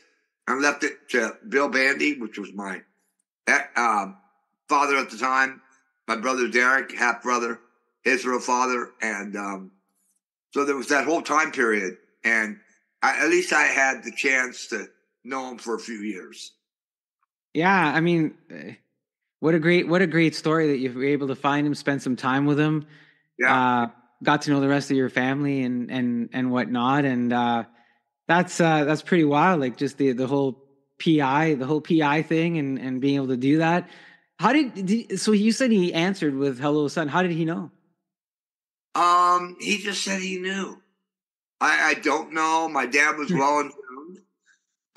He was an old hippie. And he was just really, and he had a vegan restaurant, and he was just very in tune, and he knew. He just right away. There was What a perfect story of hope as we start out the new year for other people listening and other things going on out there for them. Look, talking about where you've been and where you are, and I know we're going to get to music. If folks listening in going, are they going to get to music? We're going to get to music. We're going to get to a lot of music. But I got to ask about something else that you've posted recently, and it was about NFL football. And you said this, if I quote it correctly, I have a problem. I grew up loving the Rams my whole lifetime. Now I live in Northeast Ohio, and I do love the Browns. Well, they're playing each other today, and what the hell am I going to do? So tell us, who did you cheer for? And were you going to be happy either way, even though I think the Rams beat down the Browns 36-19 that week? I had so many mixed emotions. I was being pulled by both directions. I want to say, it was either team, but it's like I felt sorry for the Browns. I felt bad for them. But I just felt like I was in a tug of war. It was like one of those things, And I wanted the Browns to win, and they won last week with Flacco and Joe Flacco, and then I'm pretty sure he's starting today. I think he's the quarterback for the rest of the year, and I think he's really good. I think that's what. Well, I know that they needed a good quarterback, and they finally got one. And even if he's just there for a year, the rest of this year, maybe next year, he's really good. And they won last week, and I think they're going to win today. I'm crossing my fingers for them. It sounds like you're all in on the Browns, Dale. It sounds like you're all in. Well, I live here. I live 60 miles from Cleveland, and everybody, all my friends that I've gotten here, Chris Fragel and just all the musicians I know here, Tina Preddy and just all of them. And Bill Brown and just all these friends that I've accumulated since I've lived here, which is pretty amazing. Short amount of time. Mel Baker. I mean, my gosh, all these people, and they're truly they truly, really love the Browns a lot. And there's no bullshit about it. And, it's just good to have something to share with them and have something in common. So Right on. Right on. The part of the fabric of America is the Sunday football, and it's fun. It's fun to see the posts online and things like that. Look, let's leave the gridiron. Let's leave the gridiron and let's move to the rock stage. What's that? We're playing Chicago Bears today. Yeah, the Bears. The Bears. Yeah. John Coons of Curtain Call, he's into them real big time. He loves Chicago and so yeah. All right, let's get on the music. Let's get on to music. All right, the rock stage. Look, I thought I saw a post from you much earlier this year, that you had a leg injury, but then you were still up on stage doing your thing and rocking out with the crowd. Are you all healed up? No. All right. No, it's like goes in and out. So I'm going to go and get it checked, and maybe I can have orthopedic surgery. And I'm hoping I don't need a complete knee replacement. Oh, but man. I'm good with sitting down as well. I actually prefer sitting down and singing and playing because honestly, I could play better leads and I feel like I could sing better sitting down and I could still talk to the audience. I still bring the energy. I still can rock. And, at first, the first show was in a wheelchair. And then I went to just a chair. And then now I'm in a chair. And, it's Peter Frampton does it. Lady Gaga does it. I mean, it goes on. Dave Grohl, I think, did it at one point. He did. Yeah. There's been a lot of people. And if you got to just stand there and sing anyways, there's not much I could do except walk around during a solo. And I just turn the chair around and play to my bass player and play to Danny. And, I feel that I maybe bring more energy because I'm, at all rehearsals, I don't stand. I've always sat. So it's really my comfort zone, if you will. So it might be a hidden plus, a hidden additive. Would I rather stand if I could? Mark Farner from Grand Funk Railroad did, and he did great. And everybody in Cream and Jimi Hendrix and everybody. But if I could, I don't know. It's like I probably wouldn't sit down if I had my legs, Right. And it's one bad knee, I'd probably stand. But honestly, and this is the truth, is I feel that I can sing and I can play my leads better because it's right here in my package, lying down, and I can belt it out more. And it just, my delivery of a musician and a singer is I think better. So I'm not worried about it. I mean, if it has to be that Lita Ford, I think I would probably at this point rather go with that. We have a couple shows coming up. And we're gonna talk about that in a second, Dale. So you were talking about sitting. I was gonna ask you, hey, from a seated position, is it any different, or how does it feel? And you mentioned Dave Grohl. I think Axl Rose did it too when he broke his leg or something. I think he might have borrowed Dave Grohl's chair or something because they had some sort of special chair at some point. And then you had me thinking back in the day, God rest his soul, Jeff Healey. Jeff Healey used to do it. Like he used to sit and play guitar, but different circumstances. But I'm glad to hear that, you're getting your leg looked after. And, it sounds like we're not going to miss anything in terms of what you're bringing. In fact, you're going to say you're even going to get a better Dale George Lytle on stage and you're still engaged with the crowd. And so it's still something cool to see. Now look at Dale, as I say this, fans of Angela's, new and old, are in for a treat this year. It's an incredible feat. This is your 40th anniversary of the 1984 We're No Angels album. What does that mean to you? Well, it's an honor to still be alive.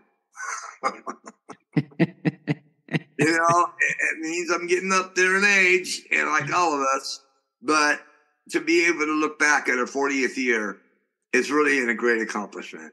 Yeah. I mean, and I haven't stopped or slowed down. And on my 17th record, that's going to be coming out shortly. And, it's just, it's a great feeling. It's a great feeling. Yeah.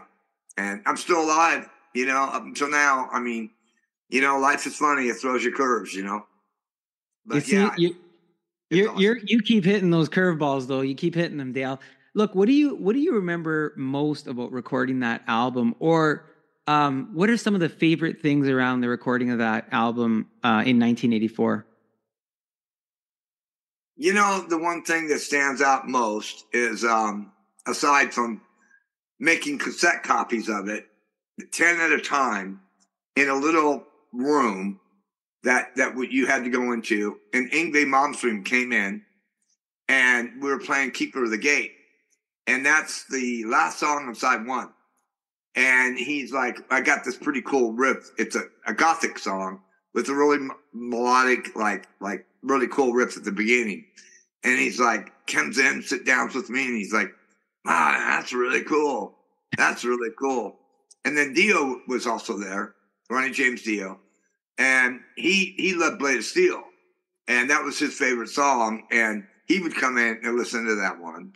So that's he would drive me home, because I was living in Porter Ranch in Northridge. And he would drive me home after we were done. And another thing that I thought about this is Blade of Steel, when we were recording the solo, there was a glass sliding door that they had, and they wanted to put my amplifier inside. But instead of doing that, I put my Marshall turned on 10 right a foot away from the glass door, which gave that scream, that howl, that wickedness. So if you could imagine the reverb of my Marshall and having a microphone right in between that and the glass door, turned up to 10, a thick sliding glass door. And that's what gave it that real wild, wicked sound in Blade of Steel for the lead solo. And I remember that so well. That's awesome. Insights onto Blades of Steel. And then look you started naming some names there. And I was thinking this, Dale, some of the other names associated with that album: bass and backing vocals, Tom Leslie; drums, John Merritt; engineer, Anthony Sorrentino; Arthur Dyer; Brian McLaughlin; Gary Dulac; Shannon O'Neill; Tom Leslie. You got an executive producer, Carl Lewis; lead vocals, Dave Rodman; mastered by Richard Simpson; mixed by Rob Klein; recorded by Paul Stillman; artwork, Carl Lewis and Jim Evans. There's a lot of talent associated with that album. It was recorded at Harlequin Studios, mixed at Westlake Studio. Like, you threw names, but when I throw those names at you, what do you think when you look back at everyone that was involved in the making of? Well, Tom Leslie and John Merritt and Gary Dulac, I believe, all have passed. I know Gary. I think Gary had passed. Tom Leslie passed about over 20 years ago. John Merritt passed about 5-6 years ago. He was our drummer. He was on quite a few of our records. Yeah. Did a lot. About no longer than that, because Danny's been the drummer. I called him back from Texas, and about 9 years ago. So John's been gone for about 9 years. Yeah. And but yeah, Tom Leslie was just a phenomenal bass player. He's the one that I got it on YouTube of us playing on Dale Lytle channel. It's like something I don't really use a lot. It shows us playing Blade of Steel again, and Tom's in that video. And he wasn't a looker. He didn't have really the looks, but he was a really phenomenal bass guitar player. And him and Danny, our drummer now, that lives here, lived with us since Texas 9 years ago. They played together in a band called Phase years ago. We all versed in these behind Vaughn's in a strip mall. And there was Blaze, Angeles, and Phase. And you talk about parties. I mean, every single night was rehearsal. Every single night, the whole back parking lot was just full of cars and beer bottles and whiskey bottles. And it was a party every night. It was wild. And that was in Sylmar, California. And Vaughn's is still there. Strip mall, I think, is probably still there. back. It was in the back, and it was really cool. And that's where I first met Tom Leslie. And yeah. So Yeah. it's safe to say when I say those names, there's a lot of fond memories. Oh yeah. A lot of things to celebrate and people to celebrate, and fortunate to have known such a vast pool of talented, knowledgeable music folks. I got to mention this too. Carl Lewis has since passed away. He, Yeah. I think he had moved to Missouri, and he's been gone for about 10 years. Wow. Now, if he committed suicide, I don't know what his thing was, but Yeah. and Jim Evans did the album cover, but Paul DeBasio, a drummer for Danger Danger, or Ted Poley, actually Ted Poley, and Paul DeBasio, actually, I think it was him that came up with the logo out of the Times. Then he made the big A behind us, and then he had the axe and the ball, and it just evolved from there. And then we gave it to a guy named Jim Evans, which I later found out that he's done, I think, album covers for the Beach Boys, the Eagles. I mean, the name goes on and on. There's a lot of people. He was really great, and he had a studio, I believe it was in Malibu. But yeah, you can Google Jim Evans. He did a lot of amazing album covers throughout the years. Right on. Gary Dulac was I produced the record too. It was me and Carl that produced it. He was executive producer. He wrote some of the lyrics on it as well for a few of the songs, kind of half and half with Dave Rodman on about 4 songs. I think Keeper, We're No Angels, You Want Me to Love You, which I might redo on the 40th, on my next record. Yeah. I think I'm thinking about doing You Want Me to Love You. I'm gonna do it for. This is breaking news. You're gonna do it? Breaking news. Yeah, I'm gonna do it. I mean, I keep saying it, and it's just a really good commercial driving song, and it's called "You Want Me to Love You." Yeah, you want me to love you like an honest man. You want me to love you. I don't know if I can. Yeah, got to do it. That's just one. New Year's Day exclusive. We're gonna get a remix, a redo of the song "You Want Me to Love You." Yeah, that's pretty awesome. Dale, like I said, fond memories, and just going over the names and the people that are with us and the people that aren't. They're all part of that journey. And look at you, we're making announcements and you're talking about the journey. Are we going to see any special re-release of the album? Are you doing anything with vinyl or any extra add-ons of any kind with it or anything of that sort? Or are we just leaving it? We were going to with Jeffrey, and then he got hurt from Dark Star. Right. And he's still not even close to being ready to do anything. I think he's got a long recovery if he ever does recover. We were going to do a re-release, but without him being the record company, I don't really at this time see anything like that happening. I mean, I've been discussing it with my wife, but we're so wrapped up with I got to do one more song Wednesday. I'm going to do the vocals to a song called Good Times. It's not going to be on any platforms. It's not going to be on anything except the CD. That will then come out. And You Want Me to Love You, that's probably going to be put on. But there will be one song, the next one, Good Times, that won't be on any digital downloads. So not a re-release of the album, and we understand the circumstances on that. But to complement the anniversary, you are heading out on the road. And we're going to talk a little bit about the album in a second. You've got a few dates already booked. In those dates that are booked right now that you've released, there's also a few special, we'll say, events or notable events outside of your 40th anniversary. You're embracing Hollywood as you saunter into the Whiskey A Go-Go. How did that come to be, and what are you most looking forward to about that? Well, I was like kind of wanting to find something special to end the year with. And that is like September 19th. My birthday's the 23rd. So it'll be a combo birthday into the, tour type thing. If we got dates after that, they come in. But that's kind of like I want to do all these other shows and then go back to Hollywood where we came from. And I don't honestly know. I hope I have a few more years to go. I'm 66 years old now, and I hope I can go until I'm 70, 72. I don't know.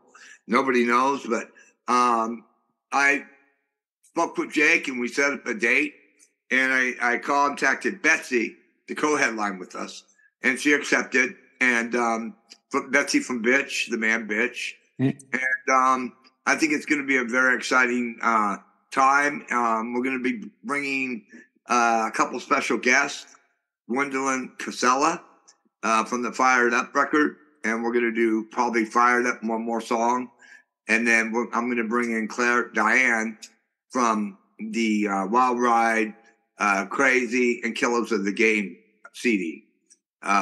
So we're going to be doing probably, I'm not going to give everything away, but we're going to be doing some better rock songs.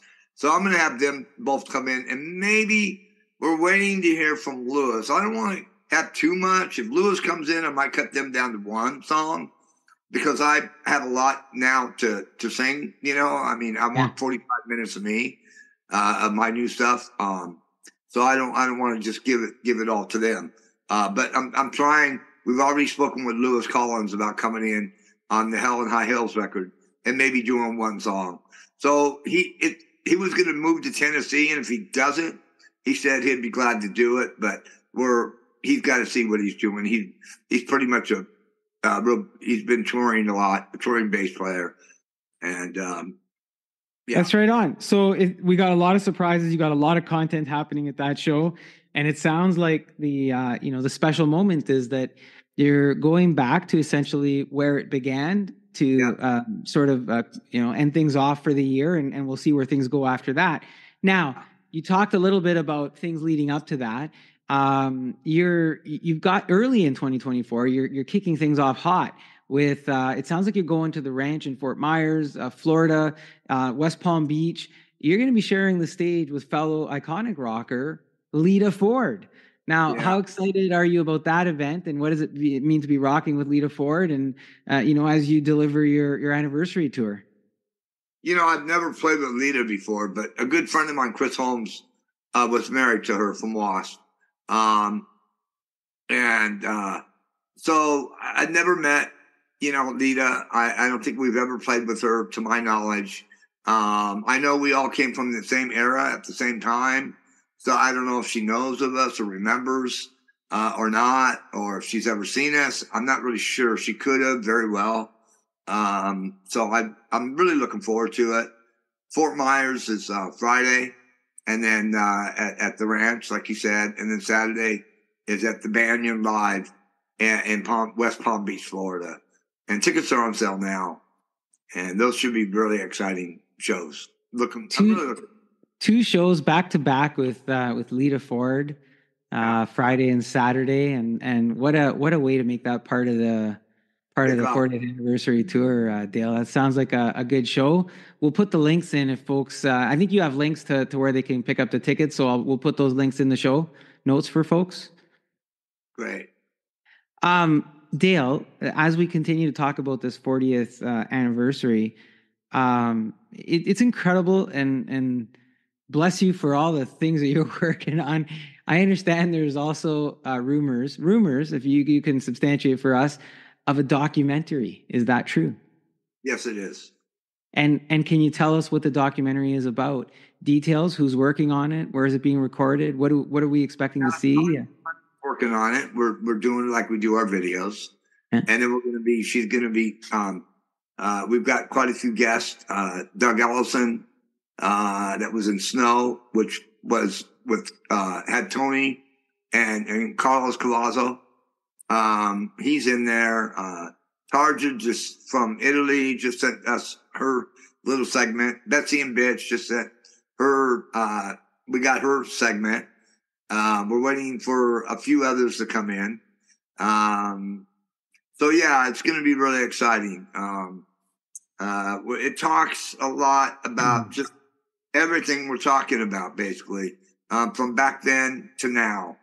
And they have different eras. So different people came in at different times Yeah. of my musical life career, however you want to say it. And so it's pretty exciting. We've got Ron Bushy when he's holding a Fired Up CD before he passed away. His drums are now in the Rock and Roll Hall of Fame. The guy that, Iron Butterfly and the guy to DeVita. And, it was really, I was living at a studio because in the early days, I didn't have a place to live. My mom was murdered. I had no dad. I had my guitar. I had the band, and I lived wherever we rehearsed. That was it. Girls brought me my clothes. They brought me my food. And I was lucky enough to live at Bushwhack Studios that Ron Bushy had with Doug Engel that wrote In the Guy to DeVita. And we shared a lot. And I'd practice until about 3 a.m. And then Nancy, we become friends on Facebook, his wife. And she reminded me that I went to a yard. I knew I went to their yard sale and helped them with that. And she, I forgot that I'd spent the night there. And just thinking back, that's just like a pinch me type moment. I actually spent the night at Ron Bushy from the Iron Butterflies in the Guy to DeVita and played with them in front of 6,000 people at Devonshire Dales Outdoor Stadium, which Jimi Hendrix played. We played there several times. Factory Nightmare. We played there with Pat Boone, believe it or not, which was really odd.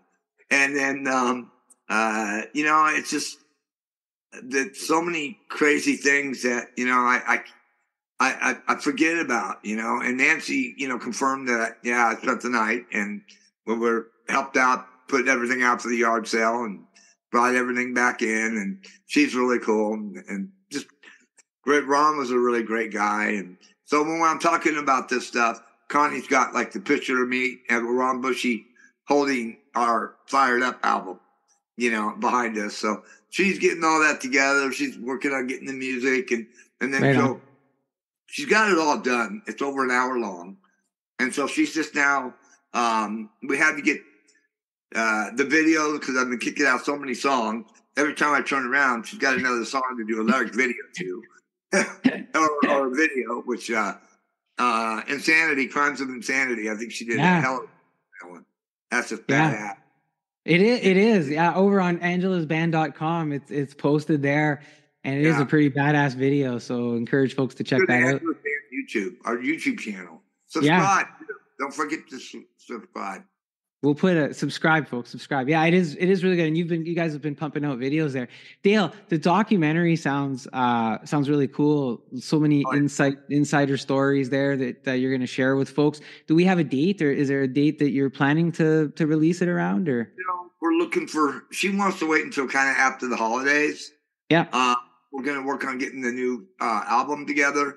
So I would say no later than end of January. Oh, maybe. Soon. It's close, like in the next couple of months. Oh yeah. Right on. And shout out to Connie, who's doing all that work, and she does some amazing work. So Connie probably has fans in the background, Dale. I hope that's okay with you. So.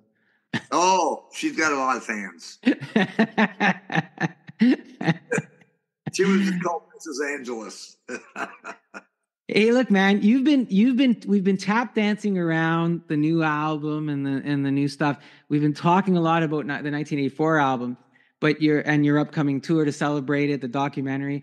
But I also said in the intro, you've been making new charting music, and if we go to angelasband.com, and I keep looking over there because I've got this other monitor with your beautiful pictures and sites on there that I keep looking at. You've also got a new song called Evil and Good. What's the backstory for putting that song together, Dale? Well, I had the music, and I was sitting there, and it has quite a bit of parts to it. And I'm thinking, what the hell am I going to do with this? I didn't want to make it a love song. Didn't want to, it was just like, what am I going to do? I mean, I kept canceling the dates at the studio because I wanted it to be good. I loved the context of the music and the construction. So finally, I got something, and it was Good and Evil. And then so I'm doing that, and I'm like looking at it and I'm like, you know what? That's just too common. So I just switched it around, evil and good, and just started running with that. And then I wanted to put like in the, I guess it's the chorus. I mean, evil and good, it's like the hook chorus too. Yeah. But then you got the chorus where listen to the music playing in our heads, that part. That's kind of the chorus that everybody can sing along with, or I mean, they could really evil and good too. So it kind of lightens it up and have a drink with me. So, it's about madness all around, fantasies to explore as the tiger roars, and something evil, something wild, something crazy, something you don't understand. There's no answer, madness all around. Sometimes you want to sin, madness all around. Yeah. So, it's just, it's about the battles between, as the battle cries. And evil and good will rise. And that's kind of what's happening in the world, because I was going to make it about, it started off as holy, Holy war. Thank you. Holy Yeah. war. And, what's going on in the country and the world. And I don't want to really get too political. I try and stay away from that. I got my views and everyone's got their views. So that's what started it. And then I'm thinking, nah, I can't do that. I can't write a song about holy wars.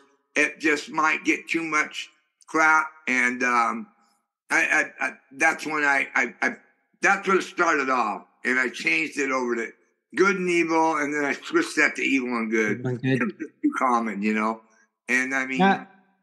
I think you got some good timing on it, Dale. In terms, and you said it like that came to mind when I was looking at it, and you said it where we are in the world today, and I think you might have captured that. And as you switch those words around, and it's something that actually caught my attention at first, because when you first sent it out, and I was looking at it, my first, the first couple of times that I was looking at it, I was like, oh yeah, good and evil, and then I was like, no, evil and good, and then you made us think about it, right? You made us do something that we don't typically do when we talk about those two things. Correct. And so it'll be interesting to see. And so that's going to go on the new album, right? That's correct. Yeah. Yes, it'll have all this. It'll have band plays on my way. I'm gonna spruce up Running Like an Outlaw, and then the 6 completely new tracks. Dale, are we going to see? I should be asking Connie this. Maybe are we going to see a video for the new song or for Evil and Good? There is a lyric video. Okay. And I didn't want her to go down that road because she did such a good job, and it takes her a lot of time, and it's a lot of work. And her eye is going bad. She's got a bad eye, and she's been doing God knows how many videos she's done. And I just kind of lightened it up and said, just put a few things in there, put the lyric video, which I think she did a real good job with. And, she can't really, Insanity video is just badass. It and is then Got Nothing But Love, which is another really great one she's done. I mean, she's done a lot of great ones. Even with Pain is a great one, but there's so many. What? Killers of the Game. Killers of the Game is a great video. And I just said, no, you know what? We did a lyric video with Raising Hell on the Sunset as well. And I just said, no, I want her to keep it simple and do the least amount of work and still get the message across, still have some kind of video. So that's what we're going to, that's it on that. Right on. Dale, you mentioned earlier you're working on one final song of your new songs that's going to go on the album. I wasn't sure if you gave us the name of that or if you're willing to. Is that correct? Yeah, Good Times. Good Times. Yep.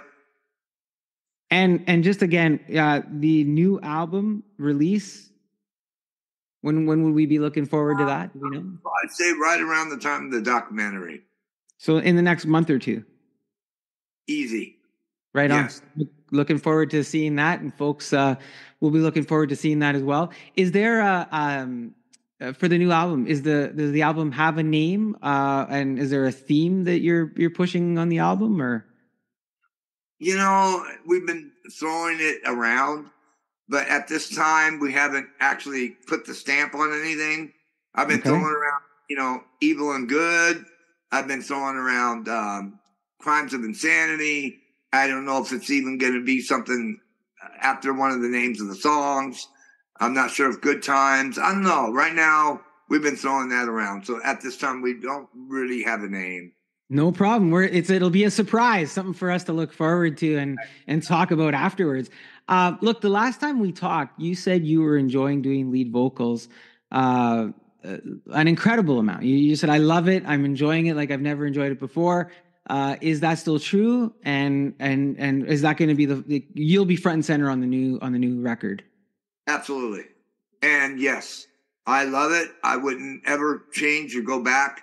I just think it's so much fun, and I don't have to worry about putting up with lead singers and they kind of and too many people in the band. We have 3 people, and Bill's a nice guy. Bill Watman, our bass player, and Danny doesn't say much. He's just kind of keeps to himself.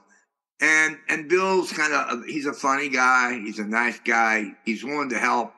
And it's like, there's not a lot of clashing personalities. There's no arguing when we're working on stuff. I got something and I bring it down there. We put it together and it's done. And, I'm really happy with my voice. I think it's turning out to where I can do it. I've got highs I didn't know I had. I started off with running like an outlaw, and that was it. And that's why I'm going to go back in, because I've got that running like an outlaw, so I've got this high that I didn't know I had back then, and that was a year ago. So, and I've got the middle, like in pain. My pain is strong. Time won't believe the pain, So I've got a variation, and it's really cool, like evil and good. I've got that high going on, and I'm just liking it. And if it's good enough for them to accept it, I'm good with it. It's like, I don't claim to be a great singer. As long as I can get by, like Lemmy or Ozzy or anybody, that is okay. I mean, Jimi Hendrix wasn't no great singer, but it was Jimi Hendrix, right? Yeah. And I'm not saying that I'm Jimi Hendrix. I'm just saying he didn't have the greatest voice either. And I don't think I do, but I've been surprising myself lately. Let me say that. I mean, Crimes of Insanity. I mean, in the early morning hours, you can hear the screams. It's like, I'm doing stuff. I wrote those in the studio. Most of my lyrics, I bring them in and I have them all down, but then I go from there. And they end up being nothing like what I walked in with. Because that's my time to really get creative. Yeah. That's my time to express. That's my time to just go. And I do the same with my solos. I mean, I'm not one to sit there and practice a riff for a month and get it all this technical shit perfect. And just have this thing. I just have them play it back, and I hit play, and I just play along with it. And like in Hollywood, it was the first take. There's many songs that we've done. It's been the very first take. Some, it was a little bit more. And then crime, maybe 2, 3, and then by the third time I've got it. But it's the feeling, hearing it back with the rhythm guitar and everything, and these speakers, this vision of music that you have. And then you just have this time to just jam along with it. And that's all I do, is I jam along with what I just did. And it's like, it's that spirit of the moment, emotional, connection that is there. And you can't get that by going like this for 3 weeks before you go into the studio. I mean, yeah, I could do that, but I don't want to do that. It's not me. And except for Crimes of Insanity, 13 takes. And then I told the guy, use your own things. Like when I'm continuing to sing, use your own thing. Kind of like use whichever. I just kept laying down tracks after track. And so he sent me all 13 takes. And he actually picked out the exact ones that I picked out. the good points, and put them together. But that's the first time I've ever done that. I've never done 13. The most I think I've ever done is like 3 or 4 top.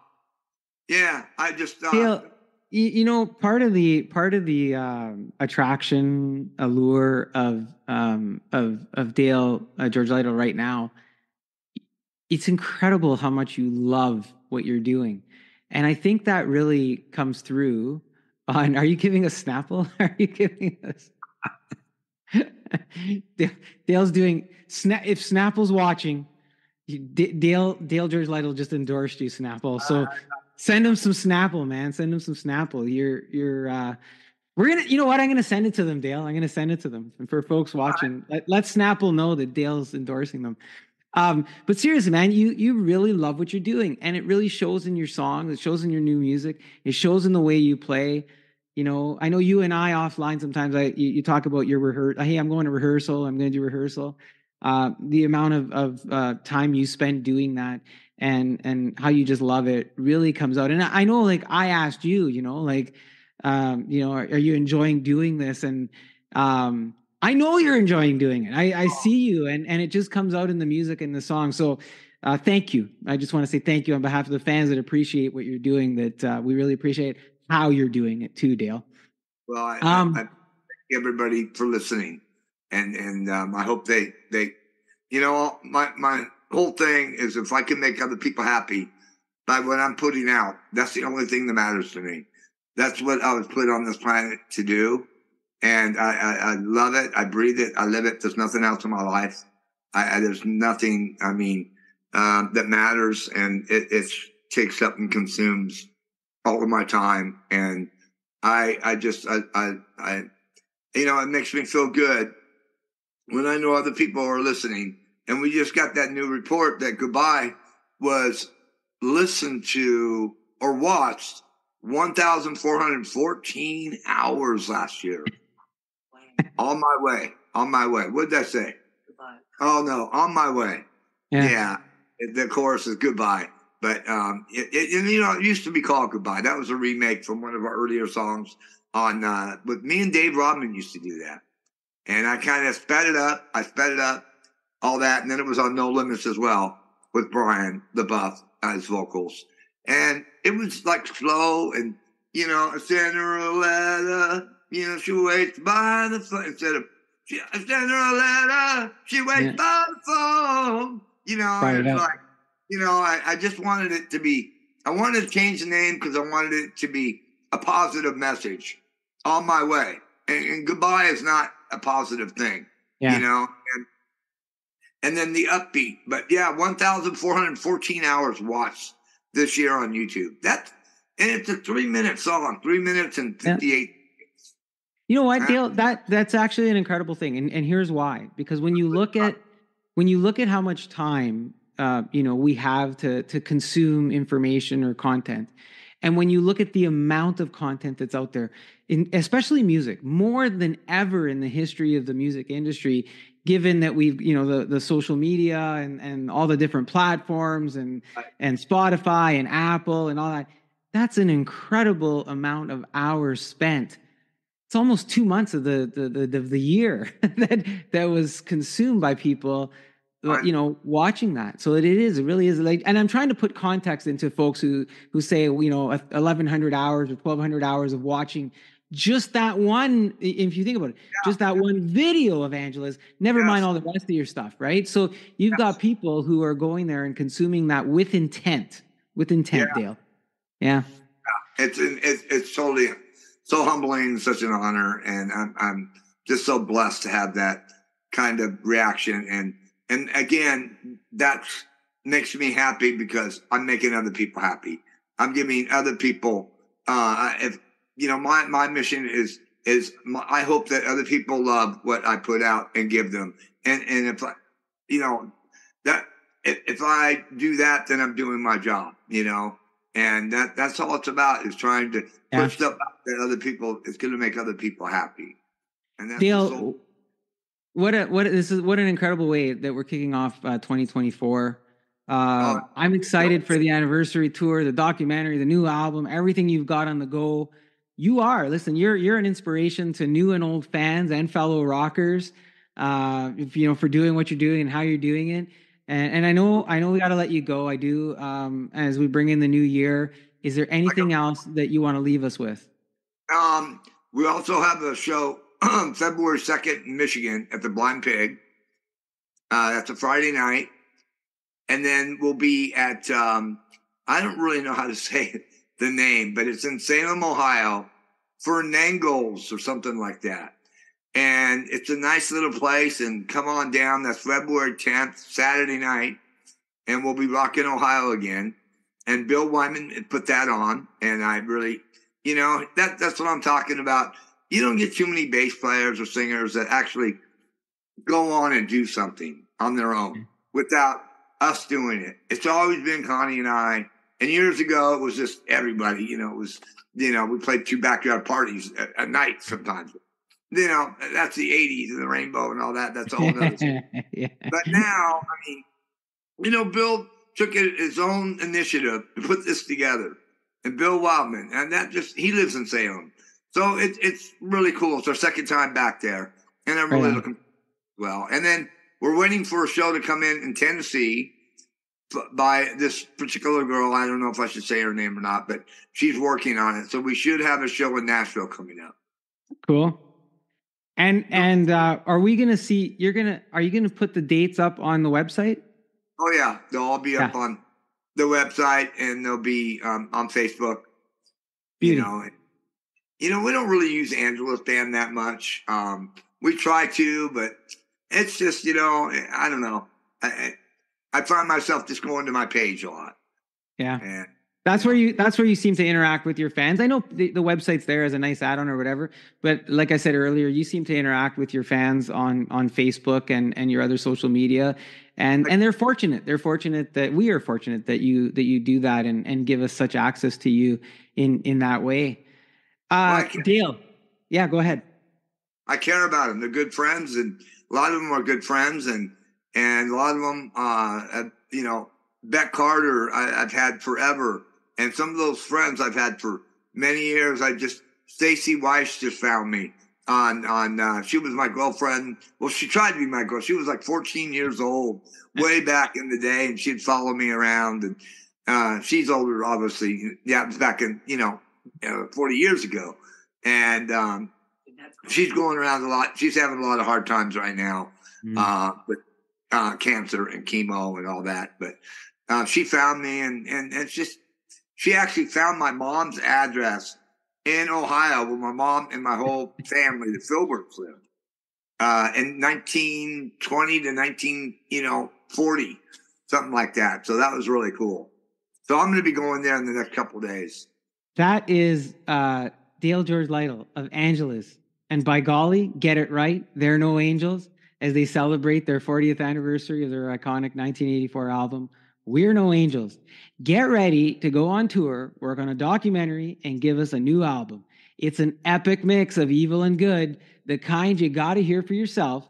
And you can do that with all of the special treats that Dale has planned along with Connie. I'll have the Angela's social media info in the show notes. Please come on over to thepathradio.com and have a listen to Angela's. And remember to subscribe to Dale's YouTube channel and to the YouTube Path Radio Spotlight for more great content like this. Thank you, Dale. Rock on. Connie, thank you, and rock on. Happy New Year to both of you, and looking forward to seeing you on the road, Dale. Thank you, and hope to see you. Hope to see you. Take care, Dale. Okay, thank you for having me. Everybody have a great New Year's. All right. Rock on.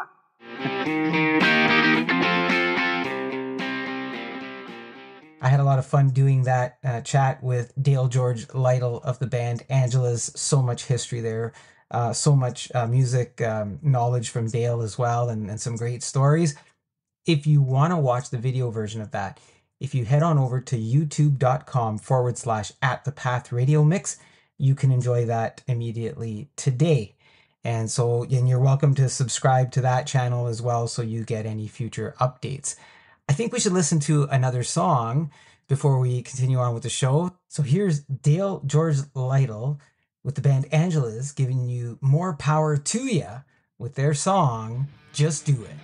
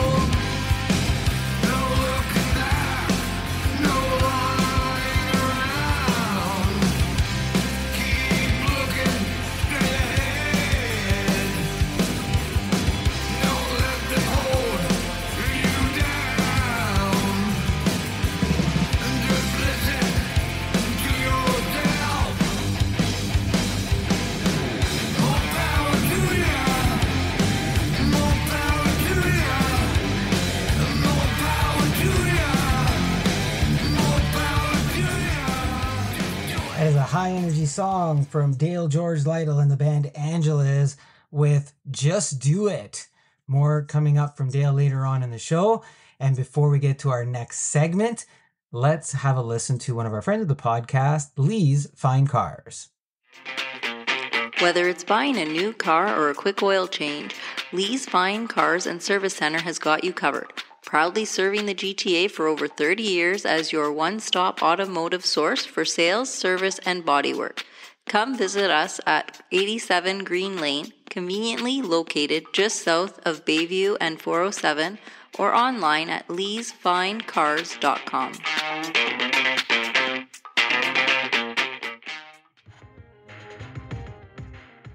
I hope you're enjoying the 2024 kickoff show here on the Monthly Social as I bring you information and entertainment and knowledge and other opportunities to learn and just expand the way that we're thinking of things sometimes.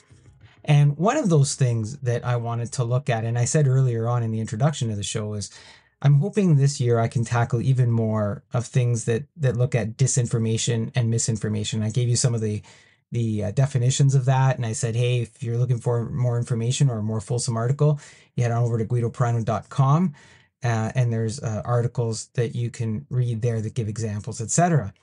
One of the topics I wanted to tackle in this kickoff show was the carbon tax, or carbon pricing, if you will. And there's a lot, if you look at different social media channels, and I don't want to get into which ones they are. I think that once you're on them, you kind of know what the temperature of those social media channels are. But there's some people on those channels that just sometimes share information that isn't 100% accurate for whatever reason that may be. And one of the topics was around carbon pricing, or the Canadian carbon tax. And it's seen as a tax because of how it's applied, and it's on some of our common consumptions, like gas and fuel and other things like that.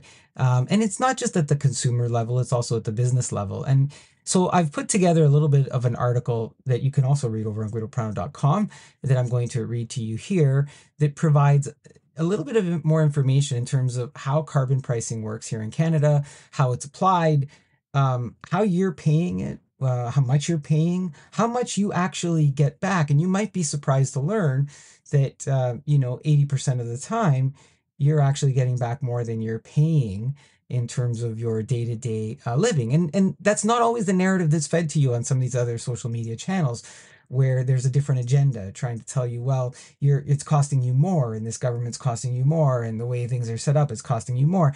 And that's not always necessarily the case, depending on a number of factors, which I provide you with. I also I'm going to include a link to a calculator. So depending on where you live, you can go on the cost calculator, and you can look and say, well, I live in this province, and this is how much I make, and this is what I do, and it'll spit out for you an estimate, of course, of how much you may be paying in your carbon pricing, and how much you potentially would get back. So lots more info.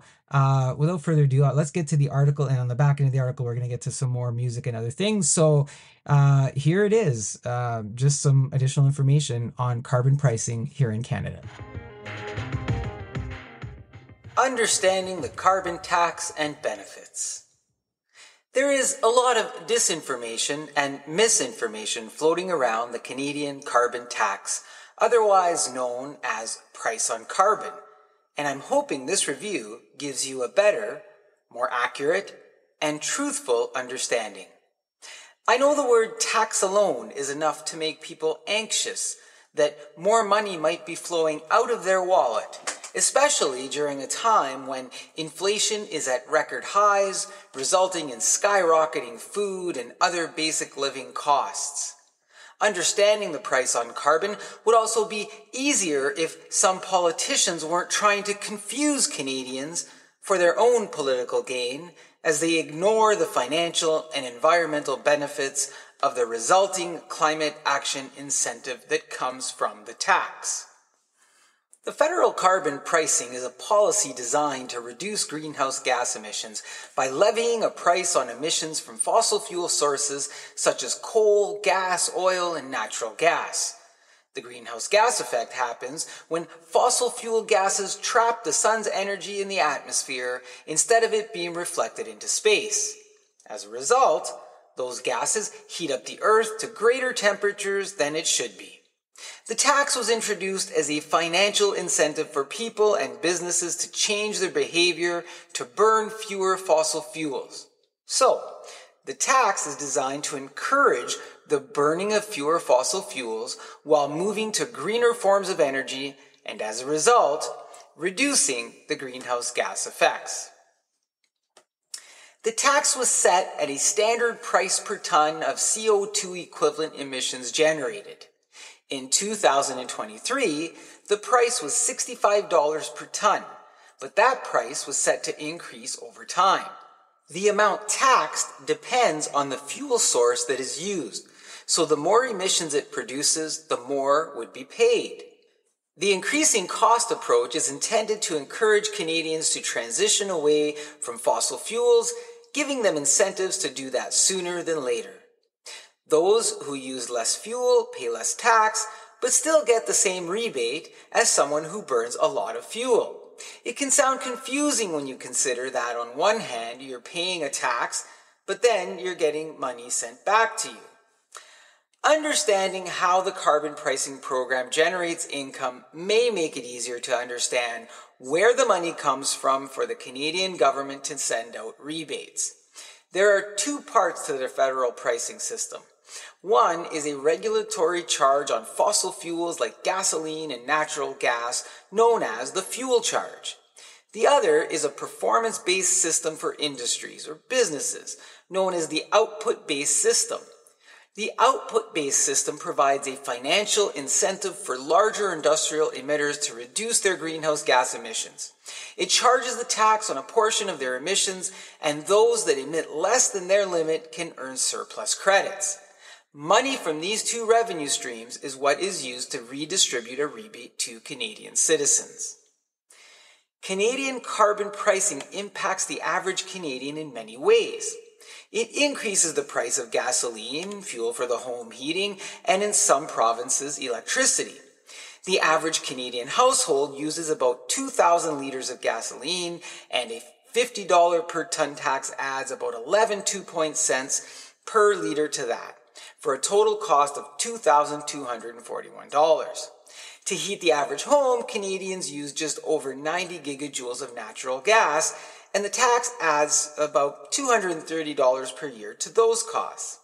While that is money going out, the other side of the program sees money coming back into your wallet through the Climate Action Incentive, or CAI, and that income might be more than what you're paying in the first place.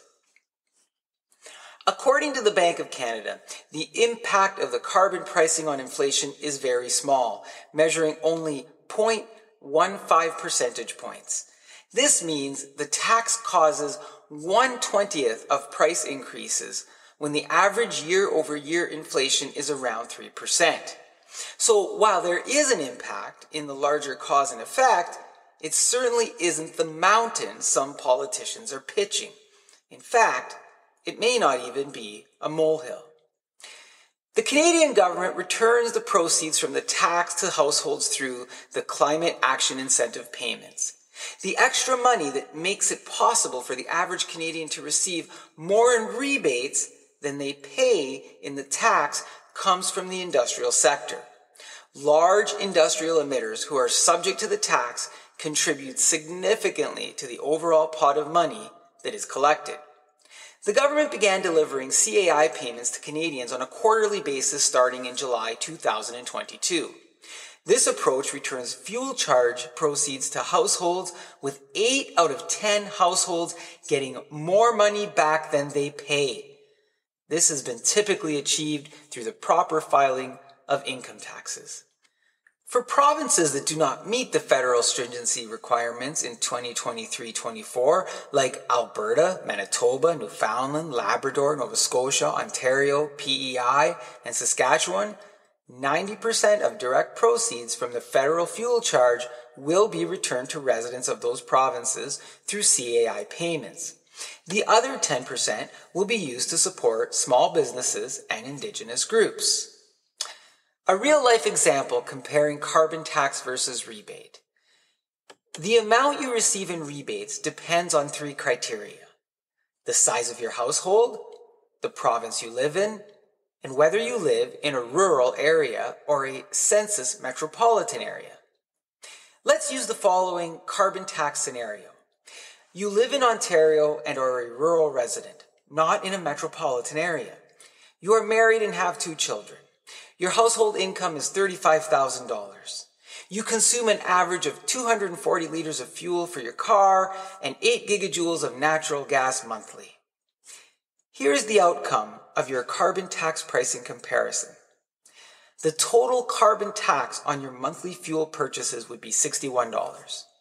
The estimated cost increase in other things you buy would be $11. You would receive a rebate of $89. You would make $17 a month, or $204 annually. To give you a further comparison, a family with most of the same conditions except living in a metropolitan area with an average annual household income of $200,000 would be one of those 2 in 10 households where the rebate would result in an averaging annual cost of approximately $108. There may be several reasons if you are one of the 2 in 10 households that does not receive a rebate. In those cases, you'll need to assess what the reasons might be and perhaps make adjustments. One way to combat any extra carbon costs is to reduce commuting, and businesses now have plenty of financial incentive to do that, as well as proof that remote work cuts costs and increases productivity, as the cost and chaos of returning to normal is avoided. In scenarios where employers are not making those changes, Canadians are also choosing alternate careers with employers who offer better work-life balance opportunities. There is early evidence that the carbon pricing has helped change consumption behaviors. It has been found to reduce consumption of gasoline and residential natural gas, as well as overall emissions in British Columbia. It also prompted greater uptake of fuel-efficient vehicles without loss of jobs or harm to low-income households. The carbon pricing tax might be less politically contentious if there was a better understanding among consumers that it is not a cost but a windfall, with most Canadians, 80%, receiving more in rebates than they pay out. The Government of Canada has changed the payment method for the CAI from a refundable credit claimed annually on personal income tax returns to quarterly tax-free payments made through the benefit system starting in July 2022. Mailed-out checks give Canadians real-time rebates that they can see and process instead of a listing on a tax return that can get lost in the many lines on that form. While the carbon pricing does increase the cost of certain goods and services, most Canadians receive more in rebates than they pay through the climate action incentive payments. This effectively makes the tax a financial incentive for people and businesses to change their behavior, to burn fewer fossil fuels, and transition to greener forms of energy. It may not be a perfect solution, but carbon pricing helps move Canada towards a more environmentally friendly future while putting money back in 80% of Canadians' pockets. This is an opinion article by me, Guido Perino, of the Monthly Social Podcast. Well, I hope that segment helped you better understand some of the conditions around carbon pricing in Canada. And maybe I know there's other countries that are leveraging a similar type of program. But at a very minimum, just the opportunity to understand that there are tools out there for you to go and verify what your situation is, as opposed to just looking on social media and choosing to go with the emotional response of someone else based on what their beliefs are or what their understanding is or how it applies to them in their situation. Maybe they're one of the 2 in 10 that have to pay something in the carbon pricing structure, and they're emoting online, and you read that and you think, well, it applies to me too, but maybe it doesn't. Maybe you're one of the 8 in 10 in Canadian households that it doesn't apply to, and that you have a different structure based on all the different criteria. There is a cost calculator, and like I said, I'm going to include that so that you can go and use it and see how it does apply to you. So again, just a little bit of information. I hope you use it to your advantage, and I hope that you avoid in the process disinformation and misinformation. They don't serve you and I well. They don't serve the world well. And as we continue to do positive things. And speaking of positive things, music is one of those things, and our special musical guest, Dale George Lytle of the band Angelas, is here to give us one of his new songs. Here is Crimes of Insanity.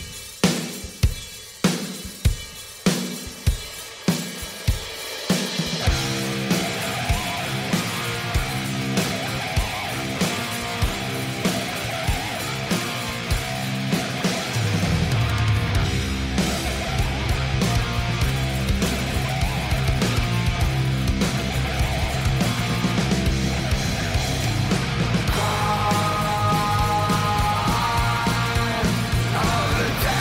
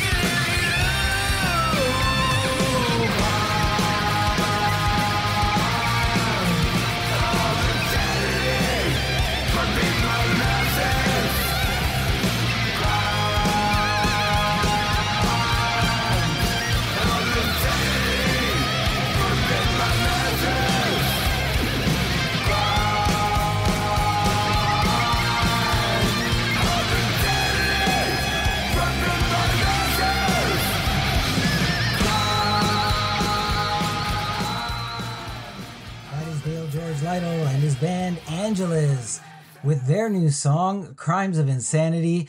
They have a really cool video. If you go over to angelasband.com, there's a link to their YouTube channel and just a wickedly cool video that accompanies that song, and I hope you can enjoy that. So, as I've typically done in the past here, I've introduced a segment from The Coach's Call. Of course, that's my other show on YouTube where I talk about sports and do sports segments. And you can see that by going to youtube.com/at The Coach's Call. Now, I didn't have time to do a segment before the year's end, so you get an exclusive here on the Monthly Social, where I'm going to cover some sports topics for you as we kick off the new year. So here we go. Let's do The Coach's Call here on the Monthly Social. Okay, I have a few topics I want to cover off, and I want to start with something that happened towards the end of 2023, and that's with the Toronto Blue Jays and their pursuit of Shohei Ohtani. Of course, we all know now he ended up signing with the Los Angeles Dodgers in upwards of $700 million with a contract that seems more back-loaded than front-loaded. But the thing I wanted to talk about was just the whole excitement that happened with the Blue Jays and the fans wanting to, to have him here and thinking that he would make, such a big difference. And I don't know that he would have made such a big difference. I don't know that the Toronto Blue Jays investing, and at the time, their numbers seem to be upwards of $500 million. I don't know what they would have done in terms of rounding the team out. I don't know if the Toronto Blue Jays management, would have been fine with, a backloaded type of contract where they do this big payout at the end so that they could, fill the team in around him. Of course, we'll never know, anytime soon, maybe later, how that all came to be in terms of him going to the LA Dodgers. But I think, and I don't know, but I think maybe there was an element of this where Ohtani's agent was inflating his value, making it so that the Dodgers would sweeten the offer. I don't know that he wanted to or was going to ever come to be a Toronto Blue Jay. So it was just an unfortunate set of events. I feel sorry in some ways for Toronto Blue Jays fans who were looking forward to having him here or thinking that they had a shot. It's just, if him coming here generated that much excitement before he even signed here, boy, I know how Toronto media eats up their sports figures sometimes. If he would have come here and didn't have the type of season or seasons that Blue Jays fans were expecting of him with that type and size of contract, it wouldn't have been pretty. It wouldn't have been pretty. So it'll remain to be seen what's going to happen and how the Blue Jays are going to, handle their roster situation now or what they're going to potentially attract or do. But I do know this. I think that the management might be on a short string in terms of if the Blue Jays do not have a successful season or show real signs of improvement, what will happen with that management? It'll be interesting to see how that unfolds. So enough on baseball. I want to transition to hockey. But I'm going to stay with Toronto, and I want to talk about Ilya Samsonov. Ilya Samsonov was sent down to the minors. He cleared waivers. The Toronto Maple Leafs put their goaltender on waivers. They say for the intention of sending him down to the minors. It's rumored so that he can go and collect his thoughts and mind and have some sort of mental break, recondition himself, regain some confidence. Those are all real nice sounding words. But they send this guy down on New Year's Eve, on December 31st, while everybody else is getting ready to celebrate a new beginning, transitioning to positive change. Good things are coming, right? You tell this guy, hey, you're going to be put on waivers, and if you clear waivers, you're going to go down to the minors so that you can go get a mental break. I don't know who was in charge of the timing on that, but what a poor message to send to your goalie who might be struggling. And he was struggling. There was a few games, the Leafs have been doing poorly in some games, giving up 6 goals, giving up leads. As a team, they just haven't been playing well. But I don't know. And for as poorly as Ilya Samsonov had been played, and he did let in some soft goals, I don't know if he's the reason the Toronto Maple Leafs have been losing. Their defensive core is not necessarily the best defensive core in the NHL. I don't know if they always play as a team together. There's a lot of pressure on the goalie to perform. And Samsonov just wasn't put in situations where, I think he could play his best hockey with that team. So, look, I don't know what's going to happen with him. He's cleared waivers. He's going to go down. We'll see if he ever comes back up. I don't think any other team, maybe the Leafs were hoping that somebody would pick him up and it would free up some cap space. But I don't know what they thought they were going to go get with that cap space. Although I did hear, and I got to shake my head, I did hear, some popular sports analysts say things like, oh, well, maybe they're going to go after Marc-Andre Fleury. And wouldn't Fleury be a great addition to the Toronto Maple Leafs? I don't know if Marc-Andre Fleury is your solution, because the Toronto Maple Leafs have brought in other, notable players who just haven't worked out or haven't performed as well. And it's because I think they parachute these players into the Toronto Maple Leaf culture, thinking they're going to continue playing or doing the things that they do well, and the culture sort of eats them up. They don't surround the players around their strengths and how the team plays. They just look at the player as an individual to bring their skills and strengths and just do something for the team without looking at the other components and how they gel. So it'll be interesting to see if Marc-Andre Fleury comes here and what that would mean for them. Would he make them better? Sure, he'd make them better, but would they make him worse? Maybe. We've seen it. So maybe. Now, sticking with goalies, and I want to talk about the Montreal Canadiens. They've got a good problem on their hands in some ways. They have 3 goaltenders. They've been carrying 3 goalies throughout most of the season because they don't want to lose one of their goalies, because if they try to send him down to the minors, he would have to clear waivers, and surely one of the 3 would be picked up. They've got Montembeault, they've got Primo, and they've got Allen. And I wasn't very high on Montembeault last season. I thought he played some interesting games where a little bit like Samsonov, where he would just let these soft goals in. Then he'd play out of his mind some games, or in the same game make these amazing saves, but then at the most inopportune time let in a soft goal. Now, having said that, he had some really good numbers, and then he went off and played some international hockey and had some success there. And I think he's in a different place where I would want to keep him given his age and given the way he's been playing, and he's got some upward trajectory in terms of his skills. He's one of the goalies I keep in place. The other one I'd keep in place is Primo. Now he's, I don't know that he got the early opportunity that he should have gotten.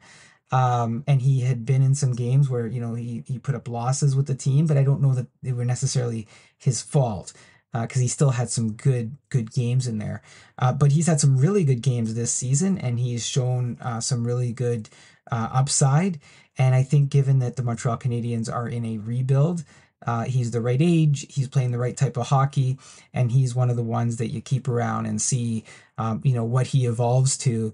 And maybe he pushes Montembeault a little bit more, or maybe Montembeault pushes him a little bit more. That leaves Jake Allen, and Jake Allen is a great little goalie. He's a great person. Jake Allen was brought into the Montreal Canadiens thinking he was going to primarily be the backup to Carey Price, and we all know what happened with Carey Price, who's no longer with the Montreal Canadiens. He is, but he really isn't. He's left the building many times, it seems. But here we go, and you got Jake Allen. And Jake Allen, he sometimes lets in the first or second goal on the first or second shot, and that's a bit of a knock on him, but he's a warrior, and he battles back, and he's had some games where he's played exceptionally well, faced tons of shots on that Montreal team. And that he can come into a team and be a solid backup, provide some stability, bring some mental maturity to the organization as well.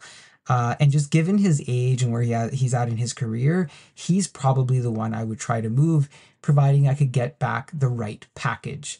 And I'm not going to get into what the right package is, but I'm reasonable to say that it isn't one of these sort of Woodbridge type of dream packages where they come up with something that would never happen in the NHL in terms of giving up one of their players. So I think that's where the Canadians might be going. It'll be interesting to see if they do something different and to see if it happens before the trade deadline comes up as well. The last thing I want to talk about, sticking with hockey as well, is hits and suspensions. And we saw recently with the Canadian World Juniors, Connor Geekie, 11 seconds in, gets called for a 5-minute penalty and a game misconduct for a hit on one of the German players. And when you look at the hit, Connor Geekie did, I think, everything right in terms of a hit. He went in, he didn't leave his skates, he had his elbows down. It was a nice, solid body check that did result in the other player hitting the ice pretty hard, and I don't think he was expecting it. But there's got to be some clarity, when these clean hits are delivered. There's got to be some clarity in understanding, when is it a penalty and when is it not a penalty, and how do you assess it when you've got a bigger player and a smaller player and things like that. I think the players are getting confused, and part of that confusion results in scrums afterwards, fights, players from the opposite team, and we see it in the NHL a lot. Jumping in and thinking it wasn't a clean hit, because a big hit can also be a clean hit. A big hit doesn't have to be a dirty or bad hit. And I don't know that the players know how to react that way anymore. So the NHL and the other leagues, the other hockey leagues, they got to get it together. They got to clean it up. They got to provide the messaging. They got to provide the guidance. They got to clean it up after those hits. Either abolish hitting altogether or clean it up afterwards, so you don't have the mess and that you have now with the confusion, and players don't know what to do. So there's a little exclusive for you here on the monthly social, where I did a little bit of a sports analysis for you here to kick off January 2024 with a special episode of The Coach's Call.